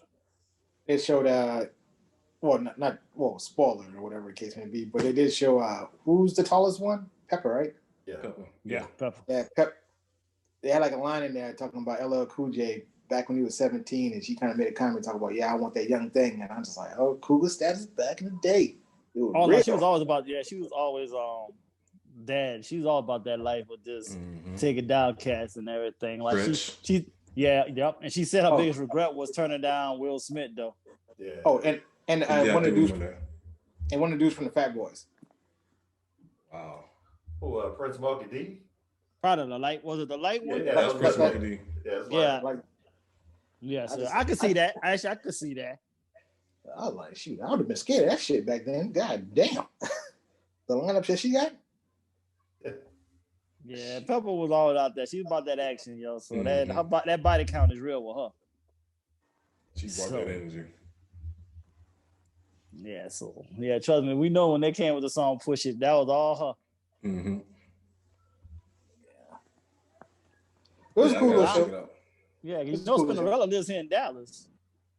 I didn't know that. Mm-hmm. She DJs. She got her own show at night on one of these damn stations that she play on the weekends here, and she lives here. She gonna be at Stone Trail. Famous. I thought the name changed on that. It's Vanetti's now. It's Vanetti's now. Vanetti's. Yeah. Beamer's changed too. I don't know what it is now. Park Ave. Park Ave. Yeah. Okay. Yeah, it's a whole new world. Beamer's is two clubs now. It's Park Ave on the bottom and something else on the top. Yeah, because remember it was shut down when old boy got arrested or whatever. Yeah. Because that Park Avenue was actually they opened it twice in the same spot off of 75 and Park, right across the street from our Park Mall. Yeah. Mm-hmm. It was on that top level across over there on the other side. And they put it there twice, but then they changed it to Park Avenue. Now they call it Club Troop. Now. Oh, that's what it is? Yep, that used to be Park Avenue back in the days, and then they reestablished it over there where Beamer's at now. It'll forever be Beamer's for me. I'm sorry. Oh, I know exactly. Of course. We had a good night that time. We went. Looked like me and Utah came in. The dude was hosting his client and brought in some girls. Brought in a chick for him. Yeah, I like, damn, this man closing the deal. Like, yo, he went brought in reinforcements. I was like, it's about to go down over here tonight. He gonna close this deal. You know, make sure that man got his happy ending. I mean, the client looked like a dead headlights. He was like, Man, life. You like life is good right now. Yeah, man. We gonna definitely seal this deal. This me. He's like, but they were on point. Yeah. On point. We like, hospitality, damn. Man. Yeah, we was really watching it happen in the middle, right there by the bar. We like, well, damn, okay. Bemis to me kind of remind me of Metro in New Orleans. As far as like, I got you. I one up you. Not Metro, Rhythm City. Yeah. Or 7140. No. Rhythm City. It's definitely Rhythm City. Rhythm City was the one right across from Xavier, Xavier, right? Yes, sir. Yeah. All right. Say no more. You are 100% correct. Yeah. I remember that, but it was always so dangerous coming out that bitch at the end of the night. That's God a fact. damn. My homeboy got his car broken into. That was staying in Houston. We had a good night and come outside, the windows busted. And they stole the dumb shit. Like, he was mad because he had to fix his window block. They stole like his gym clothes and left his checkbook and left the gun. That's New Orleans, man. That's New Orleans. Took some ASIC gels and some sweats and stuff like that, and left other shit like actual real clothes. And it was just, it was a fucked up night. Cats will break into your car to steal the Popeyes that you just bought. Just take the ball you saw. Fuck your car radio. Right. Fuck your speakers. I'm about to say, dude had rims, he had, like you said, aftermarket radio, all that. And they took gym equipment. Hey, the trick behind going to Rhythm City, or I would say Rockefeller 2.0. Yeah, well, that's another thing I was about to say. It was like 5 names at one point. I would say it was always best to park your car inside of Xavier somewhere. Yes, that's what I was doing. And walk over there. I never parked on the street.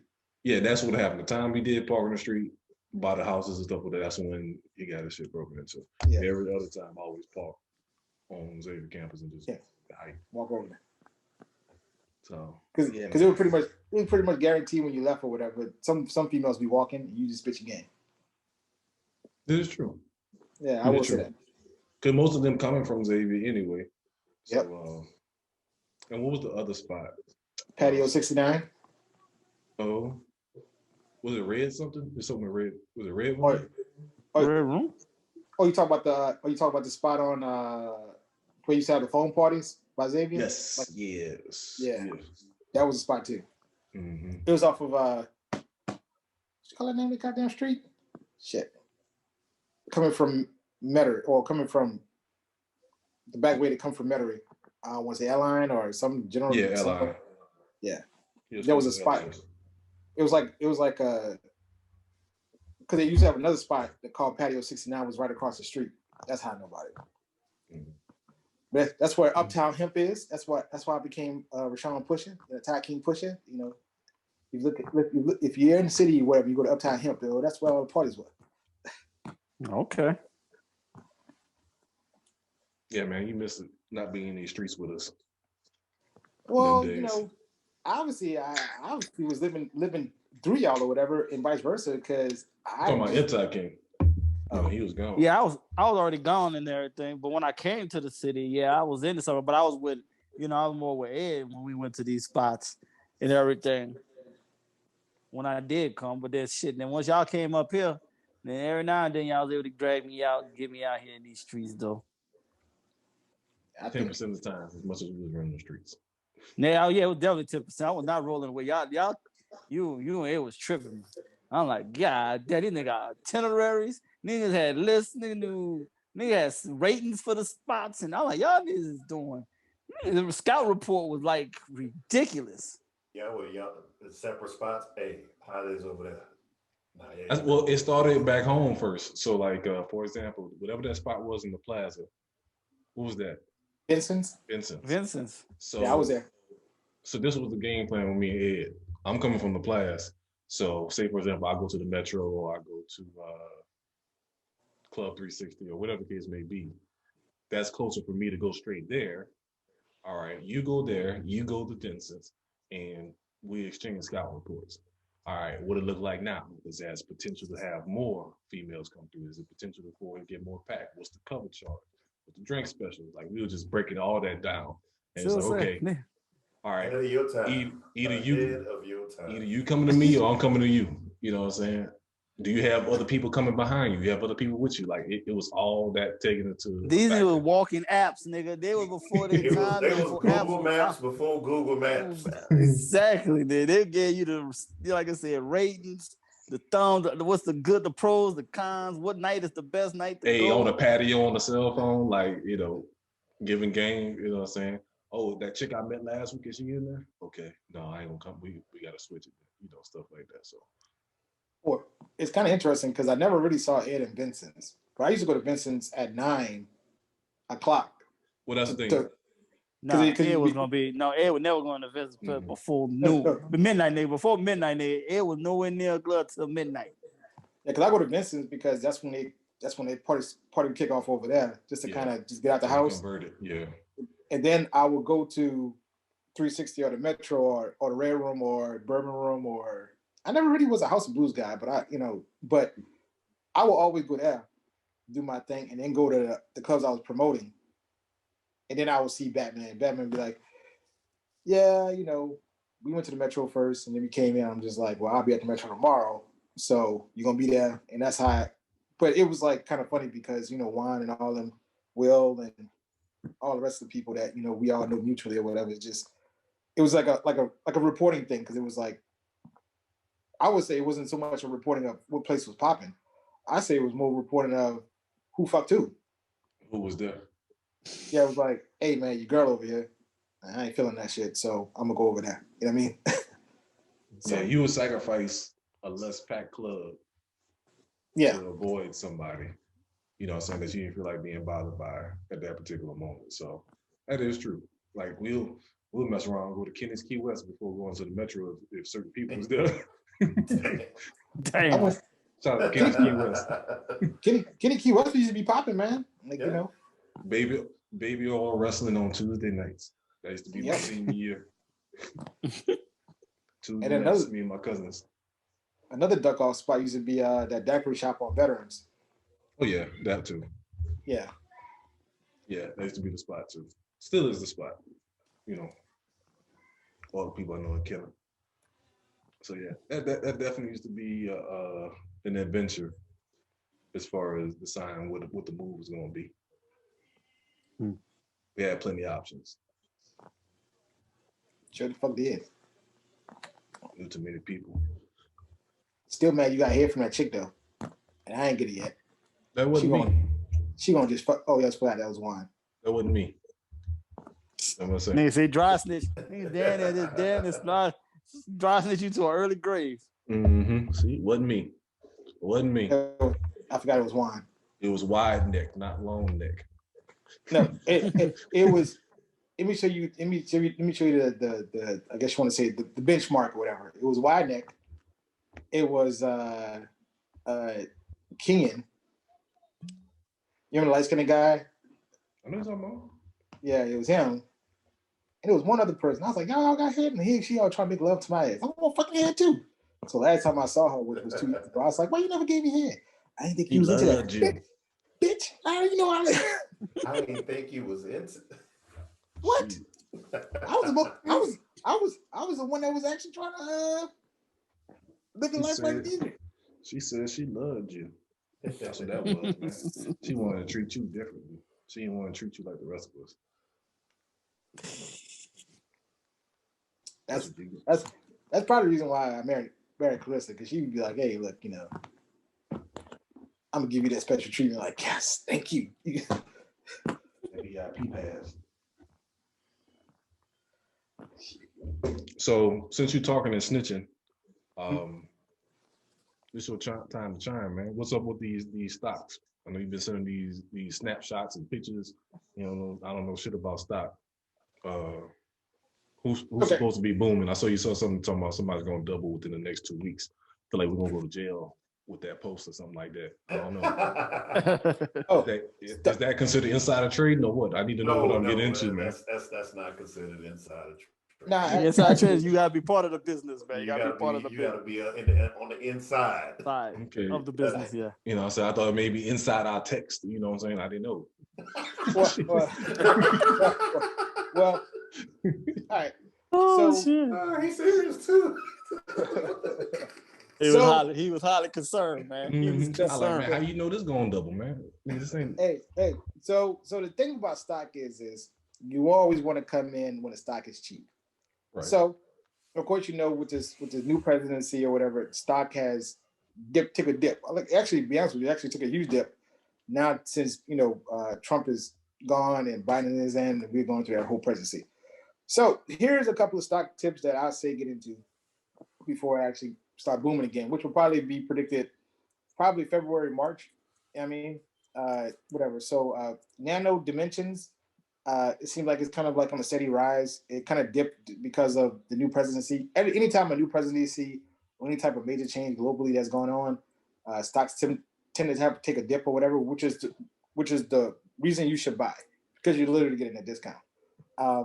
I would say recently, everybody kind of seen GameStop as GameStop literally went from like damn near $5 like a year ago to $40 right now per stock.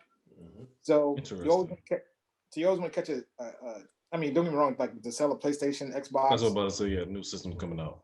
And stuff like that, and also people just that makes being sense. At home. Yeah, right. Being at home. So that makes a lot of sense. Yeah. So I know something you sent the other day. There was like, if this is not what the other day, like a couple months back, you had sent something, or I think it was you, saying if Trump wins, these are the things you want to invest in. If Biden wins, these are the things that you invest in. So that kind of like, okay, that makes sense as far as whenever the decision is made.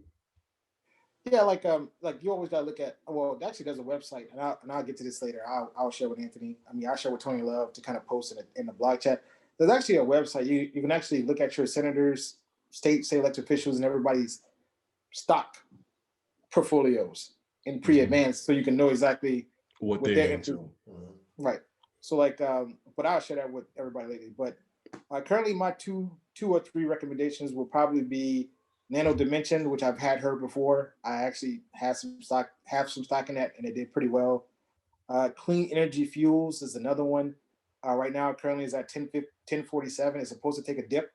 So if it takes a dip and gets to $10, like $9 and something, buy that because it might go up again.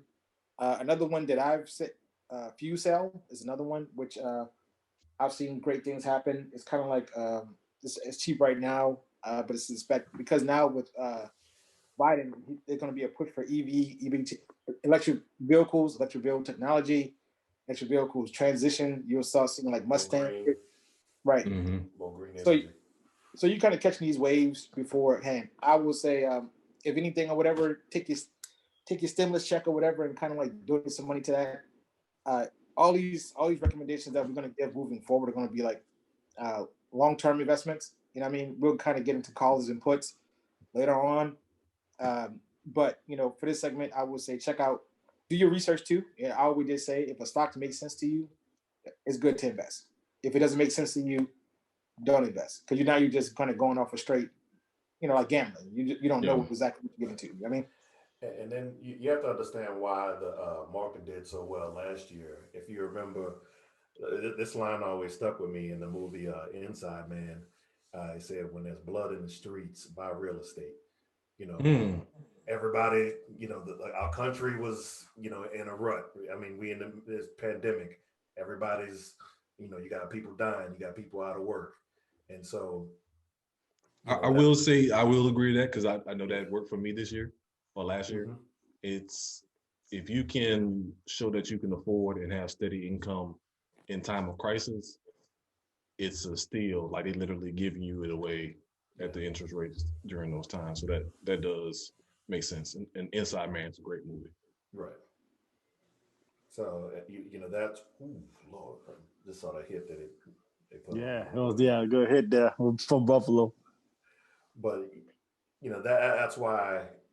The market was so good last year, and this year, with, like you said, with it now taking a dip going into Biden's presidency, it's a good thing to see what's going to happen. With the green stocks that you mentioned there too, and how some other stuff that I had picked up on how they were fair.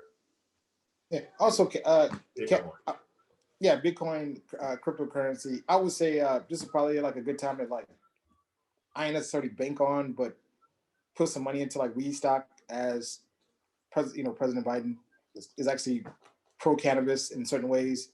So I mean, like I said, just do your research. A lot of the cannabis companies that I kind of found out like in the last 2 years are not even in the United States; they're in Canada. Mm-hmm. So think about that aspect of it too. So, but we will have a segment about stocks. We'll try to keep it simple, and then hopefully we help some people make some money. And the other thing too with cannabis, I'm as far as stocks, I'm a bit skeptical, but as far as the actual companies itself, I've invested in a couple of the companies. I have one out in Colorado that's doing really well. I think find the name of it. I think. Hold on, what? I want to say real quick though, like one of your St. All brothers had mentioned this to me. He was like, when it comes to stock, invest in stuff that you use or you believe in, because you're gonna have a different passion behind as far as researching and getting information. So, like for example, like you said, GameStop. I'm a gamer, so that made sense to me that this past year that their stock went up because I know that they were releasing PlayStation, Xbox, and all these new systems or whatever.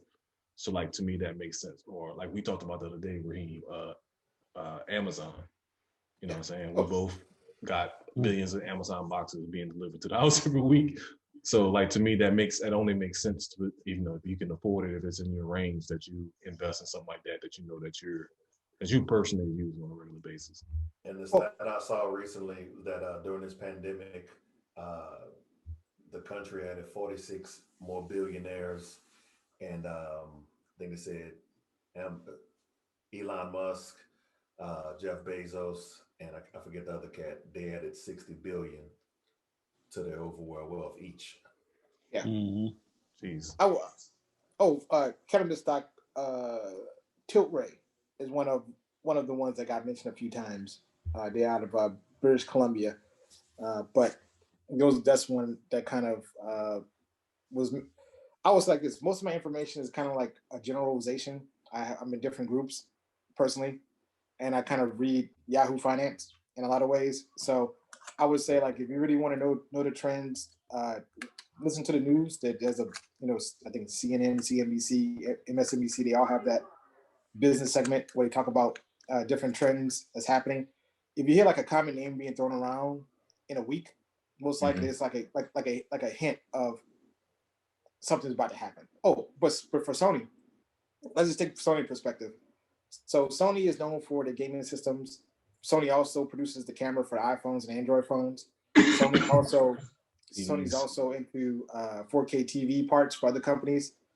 Sony is into EV. They're gonna have their own electric vehicle at some point and system. So Sony's also into solar panels, trying to copy Tesla. So if you look at the company and all the different branches or whatever, it's pretty unique how we think one way based on marketing, but your company all that they do.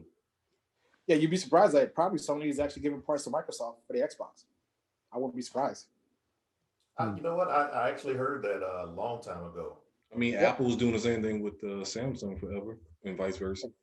Yeah, Apple got Samsung screens and other tech or whatever. I mean, here's the thing about Apple. This is my thing. I would say get an Apple right now because they literally about to just do the same thing Tesla's doing.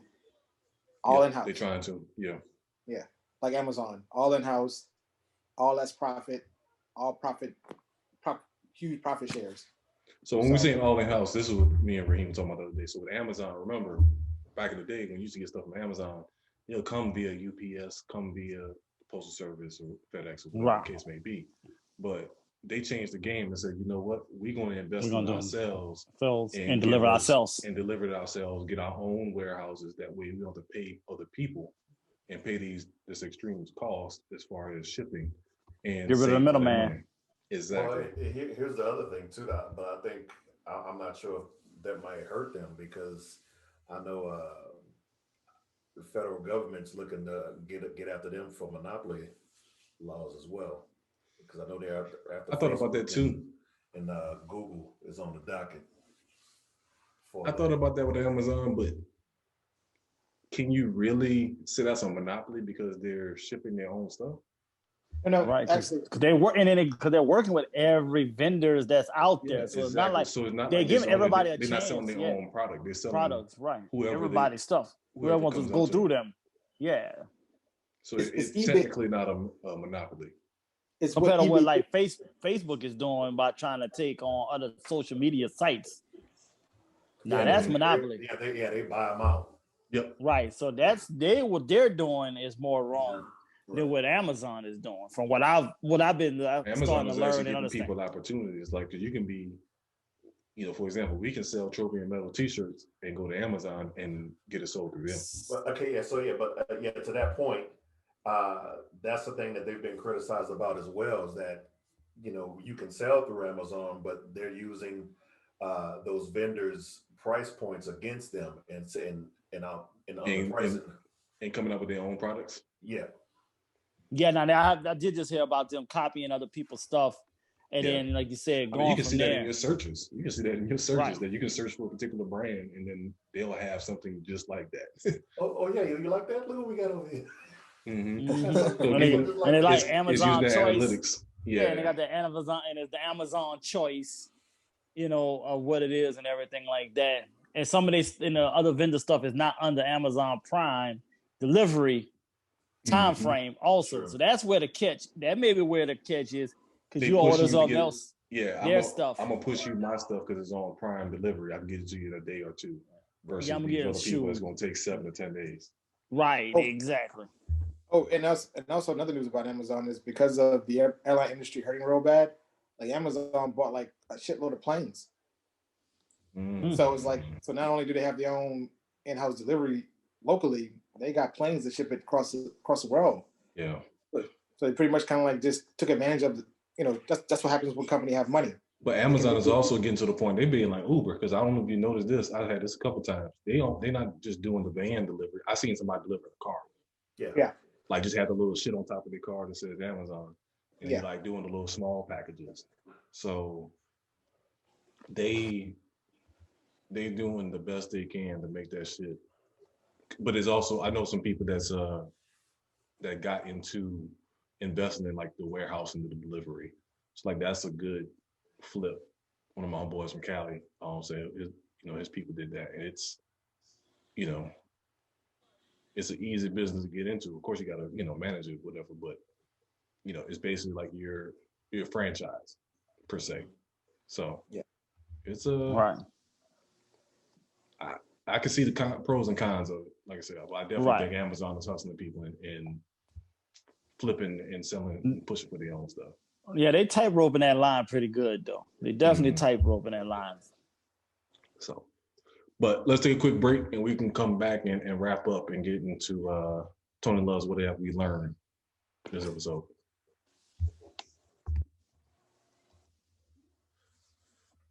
All right, so change of pace. We got an interesting question that was proposed to us by one of our newest members of the Airtide family. It was proposed, what are some things a woman can do to entertain? What did it say exactly? I can't remember. Tony Love, I'm pretty sure you got it verbatim. He got it written down. How can a female keep her man engaged at all times without intimacy? Head. That's not without intimacy. Food. That's food is definitely one. That's one. That's definitely one. I can attest for that. I said laughter, comedy, common interests. I said trust. I need trust. No. The key word in this question for me is all at all times without intimacy. Yeah, that's what I'm about to say. Trust alone. Like if you can make me laugh or food, that's but that's another thing. Like all time is unrealistic, I would say. Right. Well, the intimacy got to come in at some point. Here's the thing I will actually kind of add. it's like kind of unfair because us men, we have to kind of guess all the time in most cases how to engage with our woman. Like, say, for example, we'd be like, hey, I know you're hungry because you haven't ate anything. Instead of them just giving us a straight answer, they'll kind of just say, hey, pick something for me in most cases. And I'll just let you know if I like it or not, right? And then I'll get it. Yeah. Right, you know what I mean? But for us or whatever, it's like, and I say like this, I think DL Hughley or somebody said it or whatever it was. All you gotta do is make us a ham sandwich and give us some head or whatever, we good. You know what I'm saying? Like, we look very simple. We actually very simple creatures. So I think it's easier for them to kind of meet that criteria of all, because if you just notice our patterns, then we pretty much giving you the green light on what we need to do. But for some women, that can change like in a month, 3 months, 2 minutes, 5 minutes. It's not because we don't necessarily understand, but it's like, so when a new trend comes out, like say, for example, Rihanna comes out with purple nails today, most women are going to be like, I want purple nails also. Some Beyonce would come out with some green nails. Next thing you know, they're going to be like, okay, I'm going to green nails. Where we'd be like, man, I'm just going to get the same haircut for 20 years. Right. Like, yeah, you could like this. Yeah. Give me the money to go get my haircut. Yeah, you know what I mean? Like, same haircut. Just something simple. It's like, ain't rocket science with us. The change might be, are we going to rock a goatee? Are we going to rock a beard? Or are we going to slick face? But it's still the same haircut. I mean, yeah. So I think very simple. We don't have many changes in trends. Well, I think that question was asked too because she think that the guy switched up. She think guys switch up over time. That's not the case. It's not the case. It's the fact is that cat was you just was seeing his representative for the longest, and then reality kicked in, and then you like, who the hell is this nigga? Yeah. And now all of that stuff that so-called you thought was keeping him intrigued really was just him being an opportunist on the stuff that you were just already willing to give to him off the bat, and not really understanding him. This is what I say. Like, if it's just intimacy, so think about that. So if it was just simply women, I'm just going to comply, give him sex anytime he wants to. But if that was the case, a woman can make a man marry her whenever she wants, supposedly. But it's the other stuff in combination. It's a balance. Let's put it like that. It's a balance of in the bed action and outside the bed action, per se. Yeah. You got to picture the little things that he likes. Because there's a lot of hoes out there that ain't got no man. Let's put it like that. Right. Yeah. What you say to him, love? Trifling ass hoes out there. And we got her number, as Cat Williams said. Can't make a sandwich. We got her number. What Chris Rock said is new pussy, and is what did he say? New pussy can't cook. What did he say? New pussy versus whatever he said, but just saying new pussy is literate. You can't teach your kids how to read. Like, you know what I'm saying? It's little stuff like that. It's like pussy can't take out the garbage. Right. Well, I mean, to be honest with you or whatever, I think that just kind of make this clear to our female listeners, right? Just because you fuck us don't necessarily mean that we engage by that. I would say you have to literally. I was going to say we actually appreciate it more if you enjoy fucking us. Yes. Right. Exactly. Yes. We can tell if you enjoy fucking us or you just fucking us just to shut us up. You know what I'm saying? Yeah, exactly. And I think like say for example, like us guys, we kind of have a solid thing we got going on. Like say for example, Ty King. All you got to do is get what Ty King is. Take him shopping. If you're gonna take them to an event, make sure it's exclusive, which is a suite or something. Why are you snitching right now, bro? No, I'm saying, but no. Hey, you need to put an S on his chest. He is who he is, man. But he's domesticated now, so we're gonna just let him have it. So exclusive, as long as it's exclusive. Like seriously, I didn't notice this before until this point.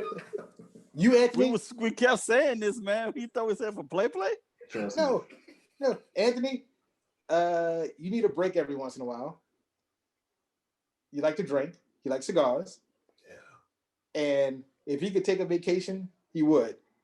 But I understand why you can't. So you got to just deal with that shit. Batman is If a new PlayStation come out, go buy that shit. And if you can buy him any Knicks situation, then, or like, how about this? If you really want to keep him locked down, you buy him Knicks season tickets. And if you really want to make him happy, take him to the Knicks season game. And if you really just want to just do the cheap end or whatever, just buy him Knicks apparel or whatever, and he'll be all right. Yep, all the above. Knicks apparel and the NBA pass. Well, further of all, I don't need the actual skyboxes and stuff like that. I feel exclusive. Once a year. Nah, just keep me in it, like you said, exclusive type of spots. Don't have me in the midst of crowds and think I'm about to enjoy myself around all of these people. No. When I get highly disgusted. Exclusive means that you want to be able to sit and enjoy it by your goddamn self and not be bothered. Exactly. Yes. That's accurate. That is yes. Accurate. That is yes. Because being in a room, a lot of people. Oh yeah, it's just not gonna be. It's after 5 minutes, I want out. And he's like me. He don't like waiting in line. I don't like waiting in line either. We don't do Believe lines. It or not. I don't do like that's the reason why I go to my barber, because I know for sure if I go there, I can be taken care of in 30 minutes minimum. You know what I mean? Yeah. I mean, it's just me. But my thing is, I really don't. My attitude seems like I have patience, but I really don't have patience. Believe it or not. Yeah, I be trying to get her to leave early and want to go knock out everything before the lines kick in. And she just be like, "Oh, let's just go now." I said, "Oh, okay, let's go. You're gonna learn today." And I make her sit in every goddamn line. Just she was like, "Oh, I don't want to do this no more." "Oh, no, I'm out. You made me come out here. Oh, we're gonna suffer." Oh man, the entertainment. But yeah, you gotta understand each man's passions. So I think that's another thing that some women miss out on. They think whether it's the previous guy or just the guy in general that they may see on social media, well, such and such like this I seen this on TV or I seen this on IG that this is what guys like. And yeah, I hate that. I hate that. Yeah, I was like, no. I hate that. That ain't me. Yeah, that's what men want. No, what does your man want? Yes, that's the key. What does your man want? Not what men want. What does your man want? Do you see that in my closet? Do you see that in the collection of any stuff that I have? If you don't see that in my collection, why would I especially at this age too? We're pretty much at an age where we are kind of just in the comfort zone of where we are. We like exactly. I can understand being a little open-minded from time to time, but if it's still looking like something like, nah, do that look like something I would ever really revocably do or wear or anything like that? Mm-hmm. So you gotta put that in the simple observations. But I think 2 years old, 3 spins. Why you think I need skinny jeans? Yeah. Why? Yeah, because I've had those kind of battles so far. Oh, I want you to go get you a billionaire club sweater. I'm like, that's a young nigga shit. I'm a grown ass man. I can't do that loud ass shit. No, I can't. That's just not me. Now, 20 years ago, no doubt, I'd have been all on. Yeah, I've been good, but no, grown ass man here can't do that these days. Or gaudy jewelry, period. That's another thing. Oh, yeah, that too for sure. Yeah, but I think, to be honest with you or whatever, I always say kind of think is like, hey, look, I think most women don't necessarily know what they want kind of going into a situation. They and I had the kind of conversation with another homeboy of mine. I'm just like, it's kind of funny how a woman will fight with you in regards to what she wants. And you're like, it ain't working out. And then all of a sudden, like 5 or 10 years later, she's like, oh, it worked out for me now. It's like, yeah, because it would, I was like this. Some men do see the bigger picture better than some women. Oh, yeah, we see it much quicker. Oh, we see the bigger picture ASAP.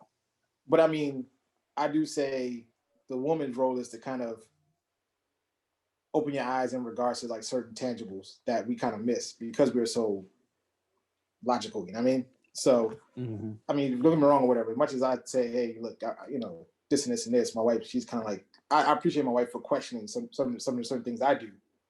And vice versa. But my thing is, I don't think most women like us to question things that they do. They just want us to roll with the punches. I think for us, we kind of give them their moment because like, all right, go ahead and have it because we already know that the cycle of whatever is like, oh, I want to lose weight. Well, go to the gym. I'm going to the gym. All right, go ahead and have it. 3 months into it, I haven't lost no weight. I mean, it's like, what you want me to do? Support it, or you want me to just baby? You know what I mean? So I think, it's like shit like that. Like, some of the common stuff. Like, hey, I want girl talk. Go ahead and have girl talk. Or she get on my nerves. Well, you keep going over there. Yeah, exactly. I think as men we allow our situations to kind of play itself out because we know for sure that they're not about their life.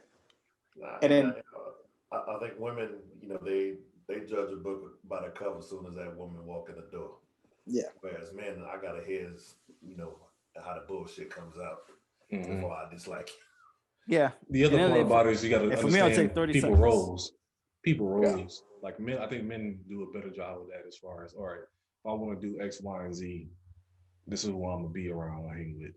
So, like, for example, if I want to go to a random club where it's overpacked, I'm not gonna take Ty King. I'm gonna take Raheem with me. I'm gonna take Ed with me. You know what I'm saying? To a spot like that. Now we're gonna sit in VIP, or we sit on the patio. That's gonna be a Ty King's vibe or whatever. So you gotta understand who you with. You know what I'm saying? Like you was just saying, what women they want to go hang with a girl, have girl talk. You also gotta have girl talk with a girl that's gonna talk about positive shit. And or at least on the same wavelength, same mental capacity as you. You can't go by the bitter bitch house and have girl talk. All she gonna do is talk about shit. Yeah, you can't have an in-depth. My wife was trying to get me to, have well, you need some male friends. You ain't got no like my friends out in Dallas. They all over there. I was like, I don't need to hang out with these people over here. And then I remember my son had his 5th birthday at Great 4th Lodge, and you came out there, Ty King, and my cousin came out there, and I ignored my family. And then they're gonna say, "Why you ignoring us?" It's like my boys. Y'all was good, wasn't you? Yeah, because I would say my thing too is, go ahead. No, I would say like the Ty reunion recently. You know what I'm saying? That literally kind of put things in perspective. Like I literally was like, I mean, because my wife always kind of say, go with your male friends, do your thing, and like I would say at that time, I was pretty much kind of caught up on me finishing school, transitioning my career and stuff like that. I was always kind of like focused on the potential what I'm trying to get.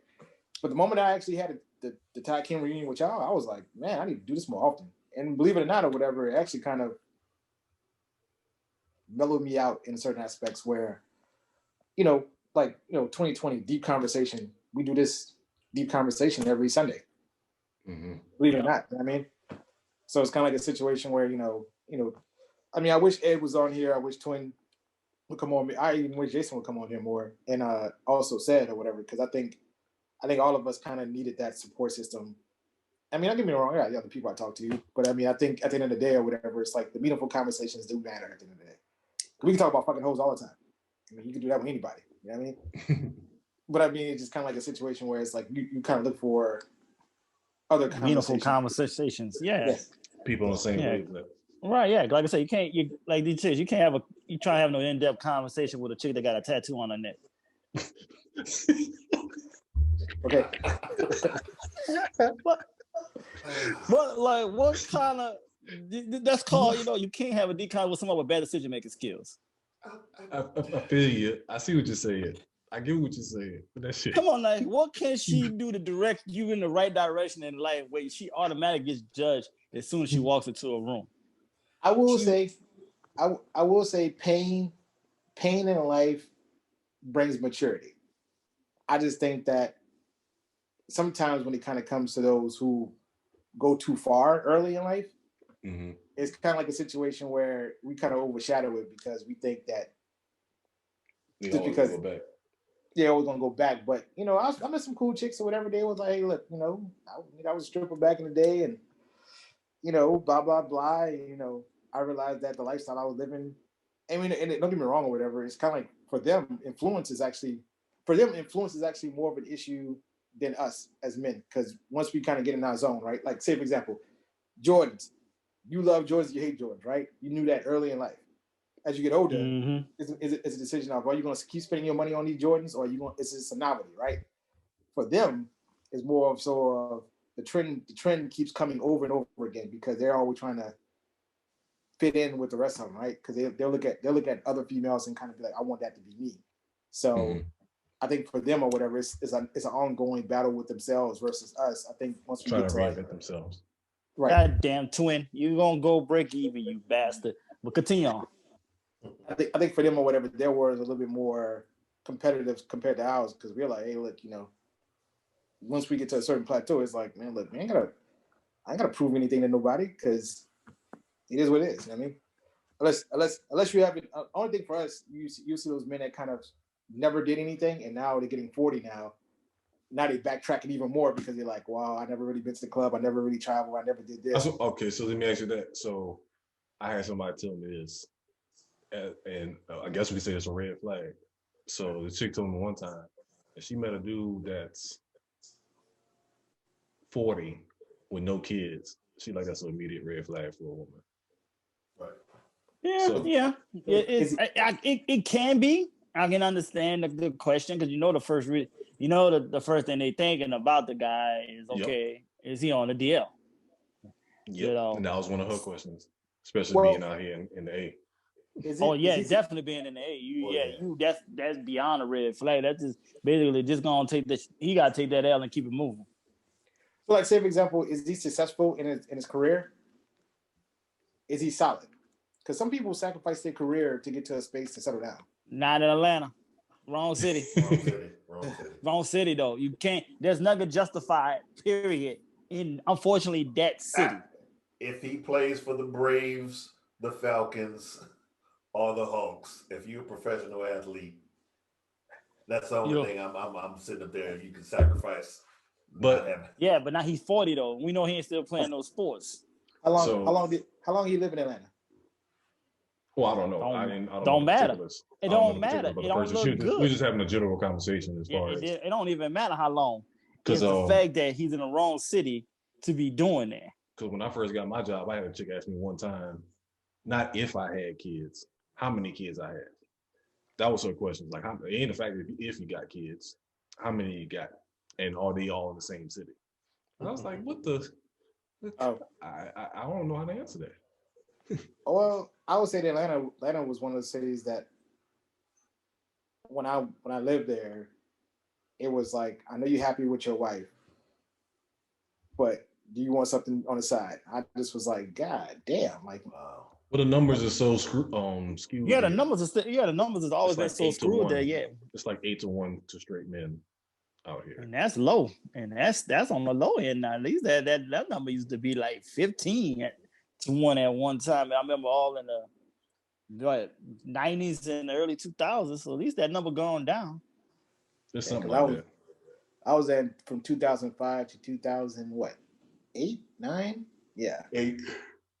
I still was there when Club 112 was there. Well, the players well. Yeah. So I mean, but I can see, I can definitely see your point because it's like Atlanta was too easy. Even if you was in a situation, all you have to do is just be a good dude. They'll read you right off the back and be like, oh, you a good dude? Are you happy? Like, yeah. You want some pussy on the side? What we're working with. So I can see. I know you happy with your wife. What? Oh, it was a club. I can tell you this is a story. It was a club in Marietta, right by the military base. It used to be a club out there on that main strip. You're not talking about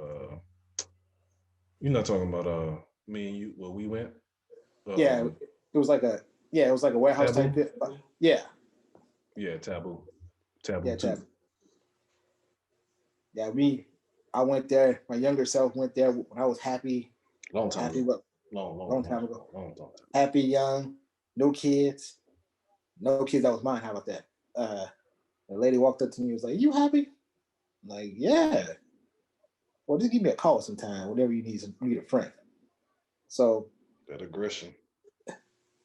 I was just like, let me see. This is the way you want to think about it.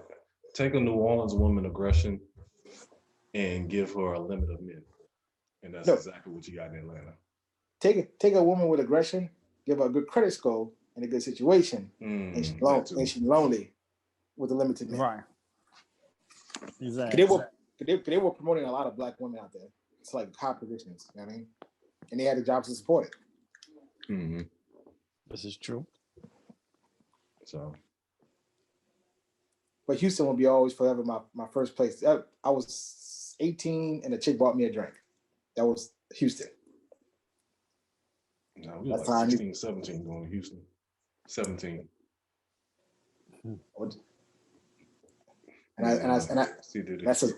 That's the same night I met Scarface. Face Mom? Okay. Yeah. What club you was at? I forgot. It was like, all I knew was me, my dad, two of my cousins went to Houston for like a fishing trip. Mm-hmm. My cousin was like, "Hey man, you going out tonight?" I'm like, "I don't know how I'm gonna get in the club." We're in the club with like my dad polo and some jeans. And my cousin was like, "Hey, just sit by the bar. You good?" I was like, "All right." So he talking to my cousin Vincent.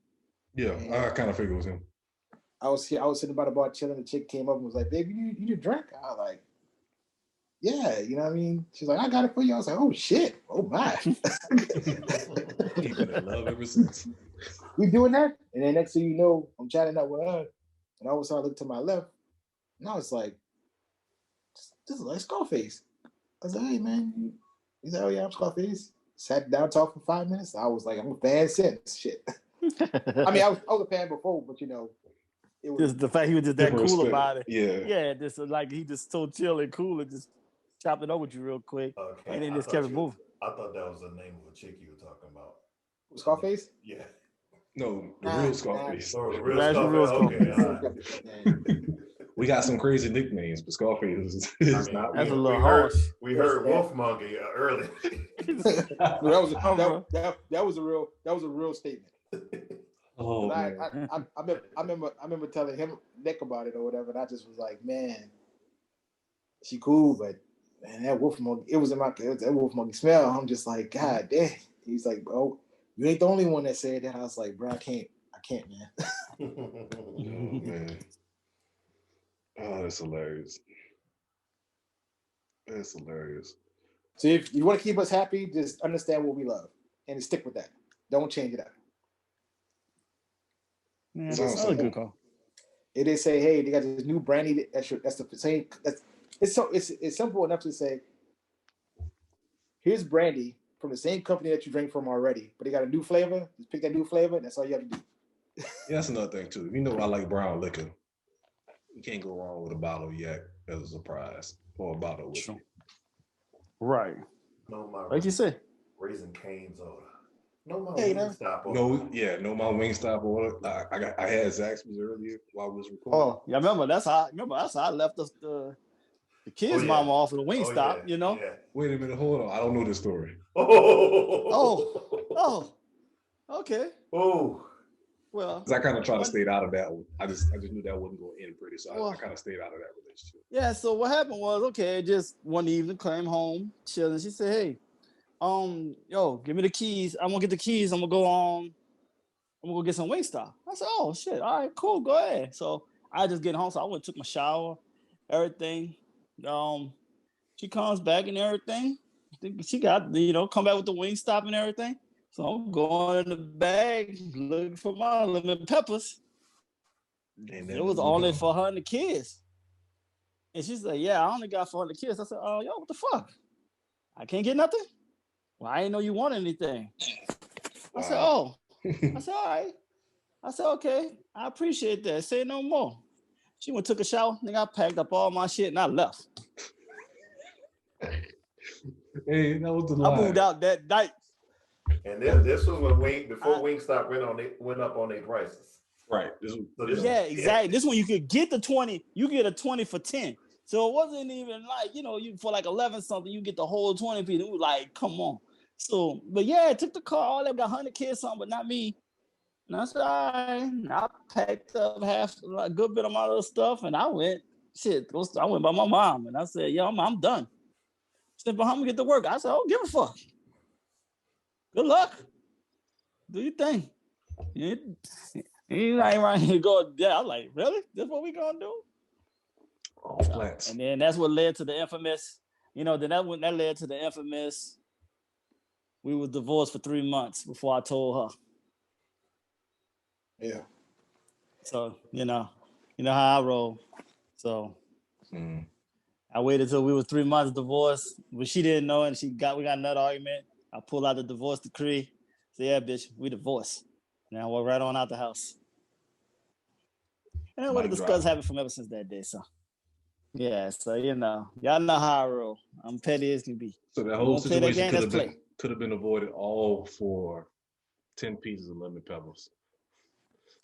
No, 20 pieces, but honestly, it was already coming. Trust me. It was coming.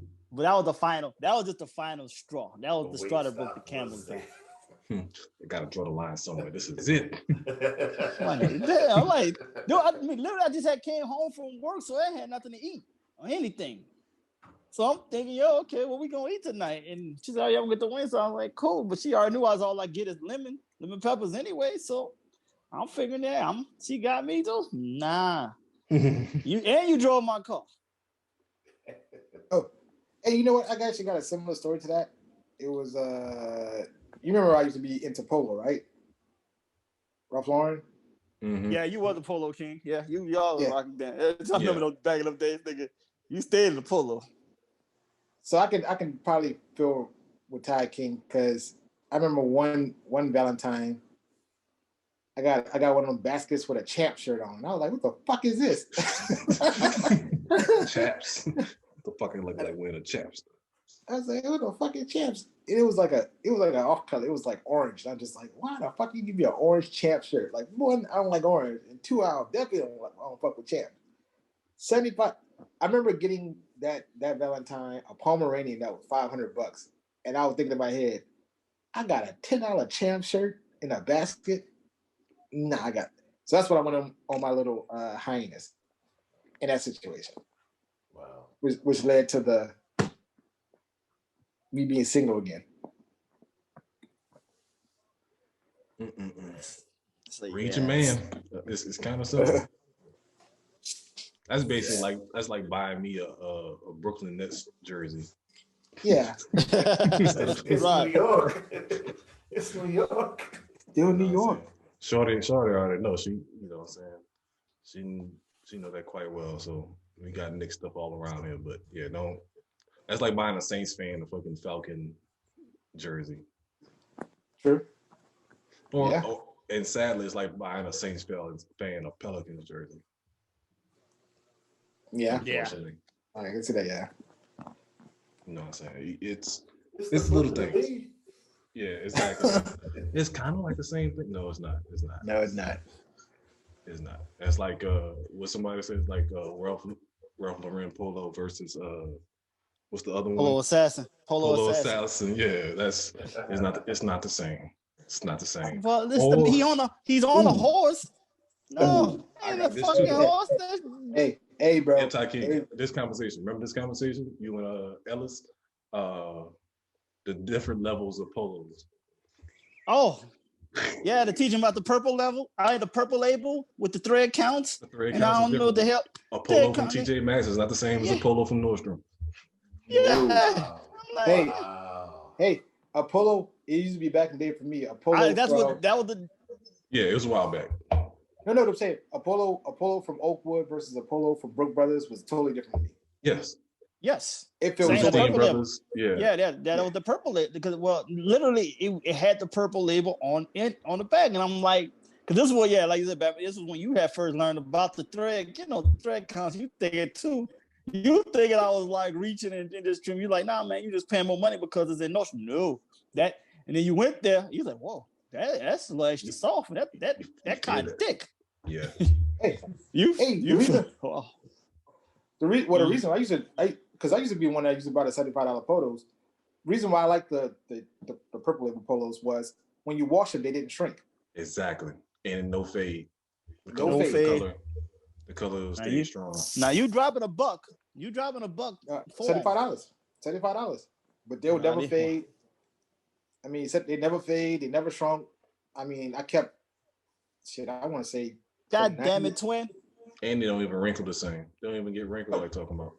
And And it will work ready. Like, say for example, you had like a job where that's what I love. Yeah, that's what I use it for. Yeah, work ready. Like you could just throw one on. It was wrinkle free. You know what I'm saying? You can wear it to the club, which I did, of course, and I used to wear the same thing to work. That TJ Maxx, I was ironing down the collar. Yeah, you got it. Yeah, dude. Man, you ironed for a minute. You had that starch. You had to starch that shit down. So we really had that was like a real drag out conversation that me and Ed had that day. Bama was just like, he wasn't sure about it, but he just kind of was entertained. I had to go to the store. I had to go to the store and do the comparison in person. I was like, the weight of this is completely different. Yep. So fuck champs. Fuck champs then. Fuck champs now. Oh man. Yeah, I used to wash and just hang dry that. You ain't shrinking on me. Pretty much. Nah. Exactly. That was the ones from Dillard and everything too. It wasn't even like. It was like, it's crazy. You still dropped a good, you dropped still a good 50 something for it at Dillard's. Yeah, Dillard's. But then, like I said, you dropping the $80 to $100 on the purple label, and notional, but you still getting that good quality though. I will say, Ralph Lauren sweaters, no matter how much they are, they're gonna shrink on you. And that's why I've been always so scared to get one, because I want, one with the teddy bear on the front of that joint. But I was just so like, nah. No, I got one in there right now. I just got the symbol. It's like almost like a turtleneck type. Yeah, you try to steal that one. Oh yeah, I'm gonna still take it. Don't worry. I will say from a investment standpoint, Nautica or lacrosse sweaters normally kind of. Nautica for me. I get the Nautica ones. Well, yeah, I've been banned from Nautica now from my significant other. She said no more Nauticas, polo only. So I was like, well, okay, say no more. All right, let's take a quick break and we can come back and wrap up. All right. All right. That time again. Tony Love, what have we learned? We learned quite a bit today. The Saints game was fixed. That Saints lost to the Buccaneers. Twin is officially our resident conspiracy theorist. The criticism of NBA players from old heads have these guys in their feelings. 4, Pepper's body count is real. It's real.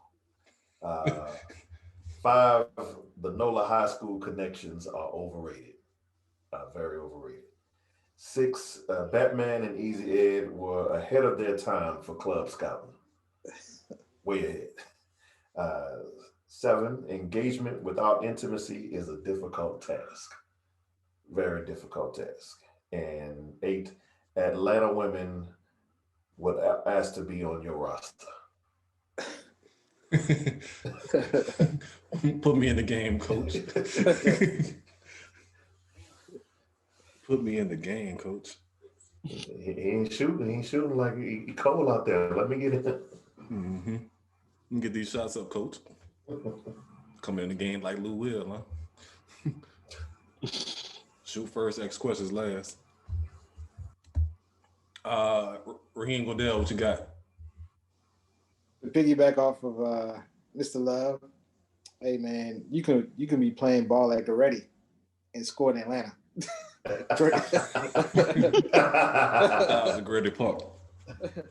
You can go to the YMCA in Gentilly and score in Atlanta. So if you having no type of problems, just visit Atlanta for a year. That should be an easy score for anybody out there. Check out what you've got stocks or whatever. Build your portfolio. Hopefully 2020 kind of realize everybody that not spending your money is actually a good thing. So, use that saved money, use that stimulus check, use that almost possible $3K per stimulus check in the works or whatever per child for to kind of build your portfolio and get those gains, and then hopefully we should share more stock news moving forward in the segments. What I want to say. Tex-Mex food is trash, but Tex-Mex drinks are 100. Concur. That's a fact because I never was a fan of Tex-Mex food, even while. But the drinks will be on. But their drinks though at their spots be on point. You are 100% correct with that. Just get you a sampler, you'll be straight. Pretty much. That's what I would do. Yeah. And just enough to put some on my stomach so I can have some quesadillas, some nachos. Yeah, exactly. Tacos. But then there's drink the margaritas until there ain't no goddamn tomorrow. Corona-ritas. Yes. Oh man, the Corona-ritas was like the favorite thing I had moving to Dallas. I was like, I mean, I had it in San Antonio back in the day, but I really was like, oh, y'all got that again? Oh man, I used to do every weekend thing. Yes, sir. Exactly. Last thing, we should probably in the next Ty King reunion actually go to a club together and see how it works. You gonna go? Yeah, you bald-headed bastard. You going? We gonna be in VIP. I definitely know your spot. You gonna walk through the line, pay a little price, and then go sit down. Well, I ain't there. I'm around the peasants. I'm good in these streets. Let's keep me around them peasants. But the stimulus, the stigma on this is Ed has to be there, Jason has to be there, and of course Sean got to be there. I just got to see it. Well, I'm gonna say good luck on that one. So I'm gonna say. I'm gonna say this: 2 out of the 3 for sure you gonna get. Yeah, that's all I'm gonna leave that at. 2 out of 3. Yeah, one is definitely not happening.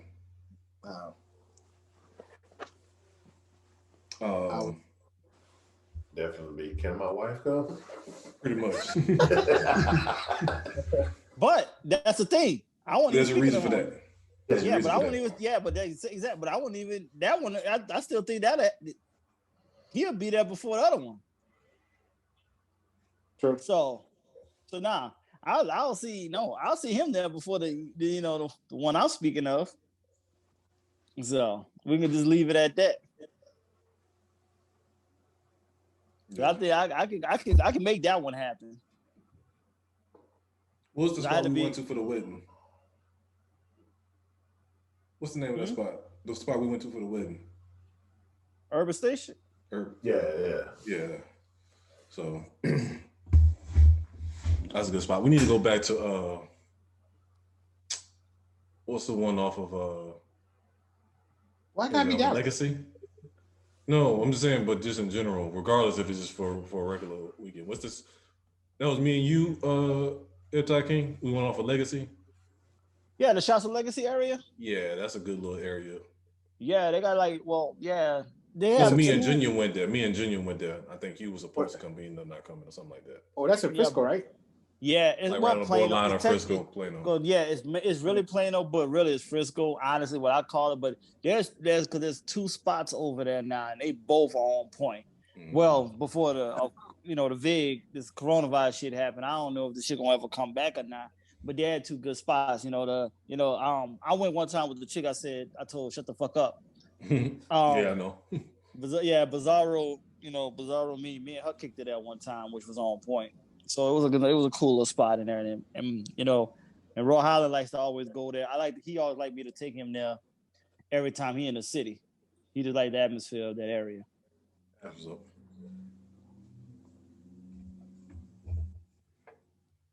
Why you had any closing words on you? First off the rip, that conspiracy theorist ass nigga named Sean, he is not with me by no shape or form. Please, we are not on the same. We ain't not on the same page at all. My stuff has a method of his madness that makes sense. The shit he on, left field, and we're gonna leave him over there in left field, way left field, with that energy too. I need to send them some Brent Musburger videos on gambling. Yeah, man. He just wasn't getting it. Like, the whole point of that's why players make so much money now, or part of the reason why they make so much money now is that so they can't be easily bought. Like you said, exactly. what's the point of risking your namesake for a portion of your salary? Right. Exactly. And then with football, like I was saying earlier, it's like there's so many people on the field that impact the game You know what I'm saying? Even at a quarterback position, you still got to catch the interceptions. Right. You know what I'm saying? Rest in peace, Hank Aaron. I was watching the interview he did years ago, talking about the most he ever made in 1 year when he played was $200,000. And so if somebody played in that era, hey, you 200,000 for the year, and I could pay you $300K just to strike out. Yeah. That's a game changer. That's a game changer. Exactly. So so next thing, we're gonna once again bring up females do not have in-depth conversations with chicks with tattoos and on their neck. It's not gonna be no growth there. You're not gonna elevate. You're not gonna go nowhere. She's just gonna lead you into a place where you're gonna regret you had that conversation. Also, too, the other red flag that we did speak on, yes, you do need to be highly concerned if a man is 40 years old with no kids. I'm not going to sit there and say the man is suspect, but he's showing suspect qualifications. So you got to tread lightly with that. I can't, we had someone within our crew that I said that to him once, and I felt bad for telling him that. Oh, it does matter. I was like this. It's okay if you decide to take a step back because you had a bigger plan to get settled. That's one thing. But if you're taking care of somebody else's kid. Or okay, yeah, that too. But if you just straight here's the thing. We are not white. Hold on. Time out. White people do that shit. Nah, that's not true. Hold up, time out. Whether they know it or not, they taking care of somebody else's kid. No, black women, no. That too, though. That's factual, too. Now, I get that, but at least you feel like you shot up the club to do that, though. I'll say this. If you're not necessarily financially sound and you're 40 and you're just figuring it out, then that's what a red flag is. Because I think some people, once you, if say, for example, if I come into my 40s and I only have $50K in my 401k, you know what I'm saying? It's what have you been doing, for the last 20 years? You know what I mean? No. You ain't come with that white people shit right there. That's you and on some frugal, different mindset. There's a lot new. You are way in the minority when it comes to just off the strength of saying that.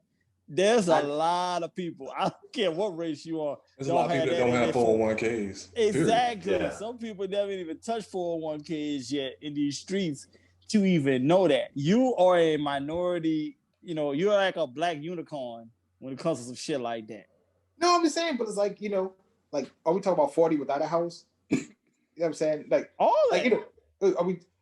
Well, you know what? It is actually more common now since I think about it. Yeah, dude. No, dude. You are rare. No, all right. So this one I think we get is talking about stability, right? So stability looks different nowadays, right? So maybe not having a house at 40, but having your own place at 40 is one thing. If you were, for example, if you're 40 plus and you got a roommate. Yes, shit like that. Yes. That's so I think it's just what looks like stability now looks different from the 90s and early 2000s. Things have changed even our parents' era and stuff like that. It's different now. To a certain extent, like you said, yes, if you got your own place, you got your own car, you have a stable job that you got a legit, you have a salary income, not no hourly income, but a salary. Mm-hmm. Your stuff gonna be the same every single week, unless you get some overtime, then it'll be a little bit more. But if you stick to your regular 40, you won't never get less than 40, and your check's still gonna look the same. And you could take care of stability. Yes. Yeah. I kind of get it. I kind of get what you're saying now, because it's a lot of people just now realizing how much time they wasted. Yeah. Yeah. And it's kind of funny because Batman, pretty much all of us can see it. It's on our social media timeline or whatever, you're like, man, look, I did this. I've been doing this for a good solid 10 years minimum, right? But you got those that says, oh, I should have moved away from the city 10 years ago. Oh, there's no good men in the city. And it's like, it's you. You know what I mean? Or there's no good women in the city. It's you. That's why I knew it was me. Like, even on my run, like when me being, I knew it was me at the end of the day, or why I didn't find the right one. And I was cool with that, but I still knew these heifers was full of shit too, though, at the same time. So we both was full of shit. No, here's your case, right? As much as you ran from it, you still look for it too. I stumble across it. I would say I stumble from time to time. Your mindset was prove me wrong, because I do that too. I know this situation ain't necessarily the ideal situation, but since you're around, I can't get rid of your ass. Prove me wrong. Mm-hmm. Which they do, and then I'll be on to the next. Yep, that's why it's so easy for you to cut it off, because it's like, hey, look, I already thought this wasn't going to work. I already knew what was going to happen. Yeah, you did that. Until now, this one that's over here in this other room with this loud ass goddamn music. Oh, yeah. Then now things is all it was all good just a week ago. I just say that. I thought I was gonna get out of Texas gracefully. I thought I was gonna be glide through, and now look at me now. I locked down. I actually copped the ring. Who the fuck would have thought that? No, you copped it. You could. No, I knew you had it in you. I'm just glad that you finally hurried up, because I got tired of saying, "Hey, what about Rashawn? What about?" Like, no, he good. Nah. Bite him over. I'm like, all right, bro. So before, it is funny because I actually would tell him, I say, hey man, forewarning you, I'm inviting you over to this event, but I know you ain't coming. So I'm just gonna give you a screen of what you're working with, and then you can. That's why I just say, hey, this is what I'm that you know about. So if you decide to come, it's on you. Right. You did. You looked out for me, and I'm glad I went through the method of the madness that I went.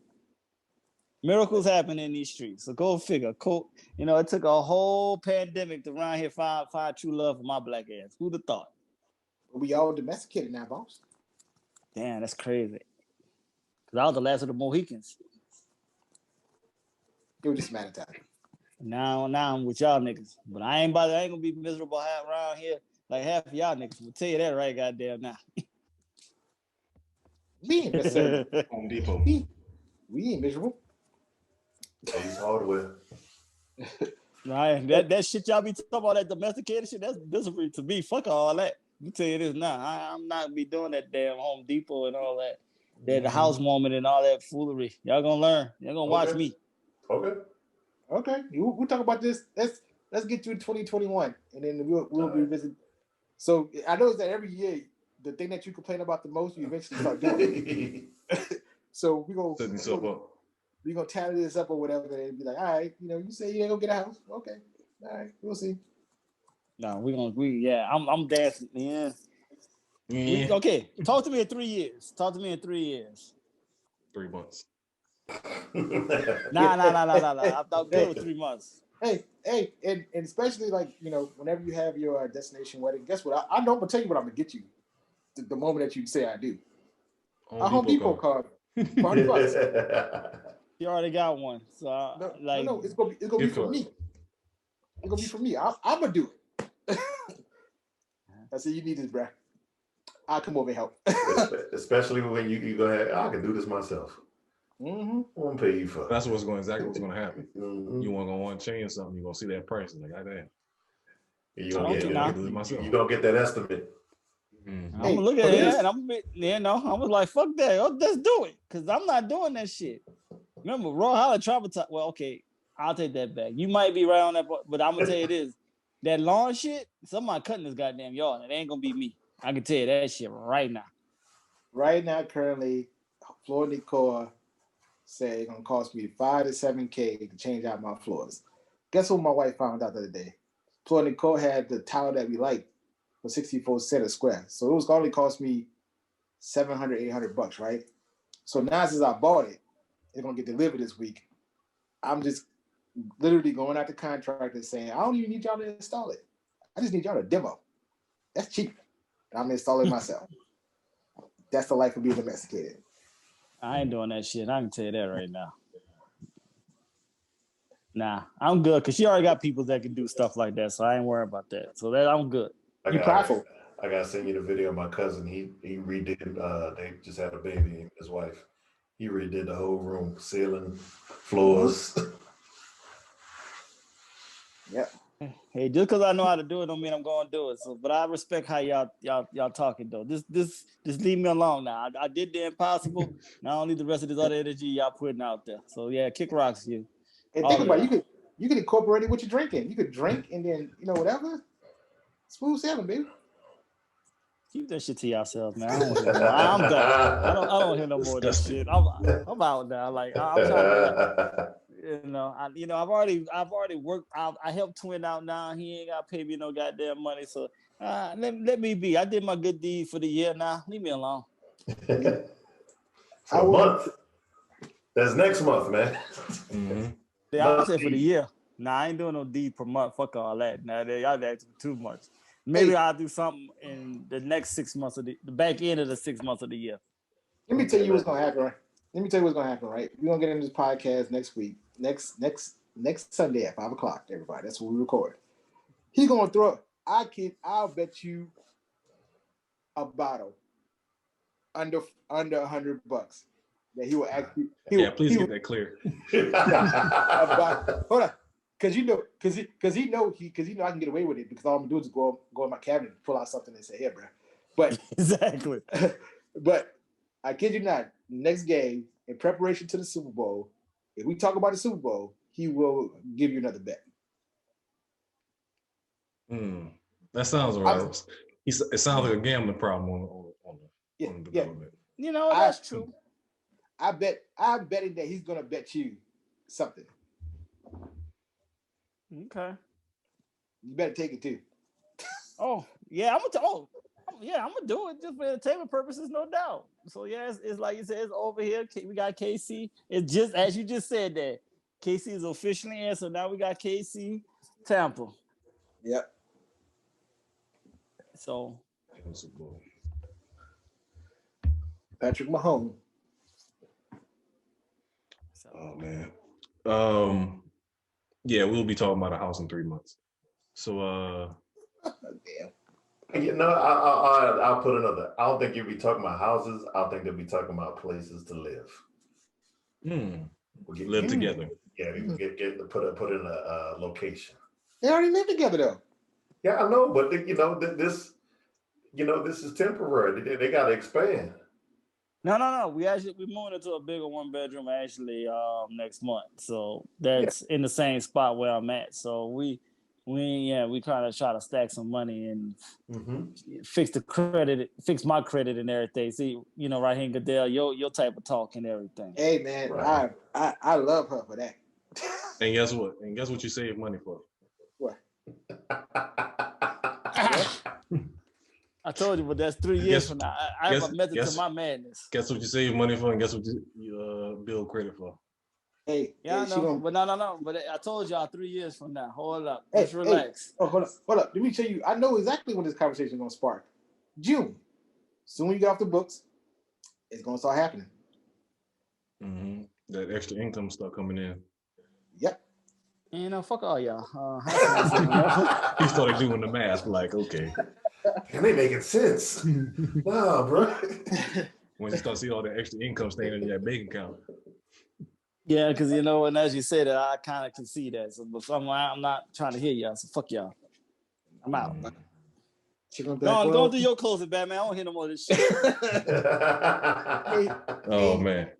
In preparation to planning your future. I don't want to hear it. Watch this. You're gonna be like, hey, when we come back from our destination, we can come back to us. All right, man. Let's give that man some slack. Give him some slack. Hey, we'll get on next week. Remember, I'm already going through a battle right now. What's out of town since I'm stuck in this goddamn city or where I'm going. Come on down. Come on down, brother. Come on down. Fuck your side of you know I ain't coming on that goddamn side of town. Yes, you know what? I ain't gonna have to go back to the peaches. Just invite out, show the area. Nah, I'm trying to finesse this side of town. Leave me the fuck alone right now. Good luck with that. Good luck with that, brother. A couple things from me. It's officially Aquarius season, so shout out to DJ, my son. He started off Aquarius season. Me, Eptide King, a few other people. So appreciate all the birthday wishes and foolery, deck jokes, etc. Like Raheem. I hope he fall down the damn stairs. So appreciate that. As always, shout out to the ones that ain't get to see the new year. I know we had a lot of losses with COVID and such, but you know, that's something I always appreciate. You know what I'm saying? We got a lot of people, way too many people we know we lost, you know, young in the game. So, but definitely a good year. I guess I'm officially, me and this other Aquarius, we're officially in the game. And y'all, this domesticated shit. So, more to come on that. Yeah, it's real. This is crazy. I don't even know say on this shit. God your boy say, look at us. Who would have thought it? Who would have thought? What was I say? Oh, as always, check us out on YouTube. Like I said, Tony Love had just dropped the article on the blog. Pretty sure we're gonna have another one coming up soon. Raheem, make sure you get those them stocks. That's your job now. Make these people some money. So I'll say like this or whatever. Between the stocks and I'll go ahead and show everybody home improvement stuff. You know what I'm saying? Go ahead and look at that. My fair brother. You know, I'll be go ahead and dabble into that in the 2021 season since I got nothing better to do with my life. How about that? Do it yourself tips. Yeah. I don't hear this negativity stuff y'all speak of. Let me be. Whatever, man. Make your castle your own. But I don't like that homeowner shit. I like to be able to be free and run on my own. Y'all do that domestic. Y'all got kids and shit. I don't got that shit. I don't got that life. Me and Hunter just live free and just bounce wherever. Ain't got that kid shit going on. See, what I can do is I can actually say, like, think about it. You have a room of your own full of bookshelves of vinyl with drinks, a whole cabinet space full of like my basement. Yep. You know what I'm saying? You can have all the vinyl listening sessions you want with cigars. You can put a purifier in there. Look at it. Look at you smiling already. I just got two home pod minis in the basement, man. I ain't trying to hear all that shit. Nah, that shit ain't moving me. It's bad enough. I'm making one commitment, goddamn it. Fucking, I gotta have something where I feel free to just go when I want to go, goddamn it. Nah, at least I can have her riding with me. You know, Bonnie and Clyde type vibe. I ain't trying to stay fucking committed to a home. Yeah, free mean you go downstairs. Mm-hmm. There's no freaking. First of all, there's no basements here in Texas, my nigga. So we that ain't working with me. Well, free mean go to the other room. How about that? They do have media rooms. Yep. This is true, but I don't want that shit. That's what you say now until you get the house. Then you're gonna want your own spot. Yep. Do I gotta say? Fuck no. But I'm trying to avoid the shit as long as I can. Leave me alone. God damn. It ain't long, nigga. It ain't long. Oh, it's gonna be long. We can make it. When you said on Coming to America, you rinse do, motherfucker. We playing that falling down the stairs shit. Yeah. Okay. Give me 2 years. I'll sign up. I'll make sign up in 2 years. Like Steve Urkel said, we're wearing them down. He went from 3 years to 2 years. Nah, because I'm not gonna put her age out here in these streets, but I got 2 years. I got a 2 year window. Mm-hmm. Yeah, okay. 3 months. Nah, I've actually been lucked up because we've been looking at stuff. We've been looking on stuff on this side of town, and she don't like the numbers on this side of town. She like that other side of town where that dry snitch at. Yeah, as soon as you come or whatever, I'm gonna treat you like your dad's house. I'm just gonna knock on your door randomly, and if you answer the phone, answer the door in 15 minutes, I know it's real. Nah, she'll answer the door before me. I can tell you that for sure. And she'll let you in, unfortunately. I know. I'm gonna tell her, nah, that nigga banned for a year. He can't come to this bitch at all. Only the nigga gloated this bitch. I'm gonna do some whole shit. Come up with a Tesla. Be like, hey, kid, folks, look at this Tesla. You know what I'm saying? She'll be like, oh, I want one of those. Oh no, she don't want that now. Thank God, because coming on this side of town, she see too many of them. Oh, but I definitely know I can bring a daiquiri over there and she'll drink it with me. That might be but I ain't worried about the Tesla though. Fuck her, she ain't worried about that no more. Actually, the car that actually I'm kind of interested in is Lucid. The newer one now, the new company. Yeah. I saw that. Yeah, I seen them. I think it's sexy. It look like a Lincoln. I like Lincolns. I like Volvos too. I like Volvos too. You know, it more Lincoln than it don't have the Volvo look to me, but it have more of a Lincoln look. But yeah, I seen them though too. They interesting. I will actually want to see more. What's the other one they have out that Volvo has as the electric car? What's that? SUV? No, the car. No, like the coupe. They have it in a coupe now. I know what you're talking about.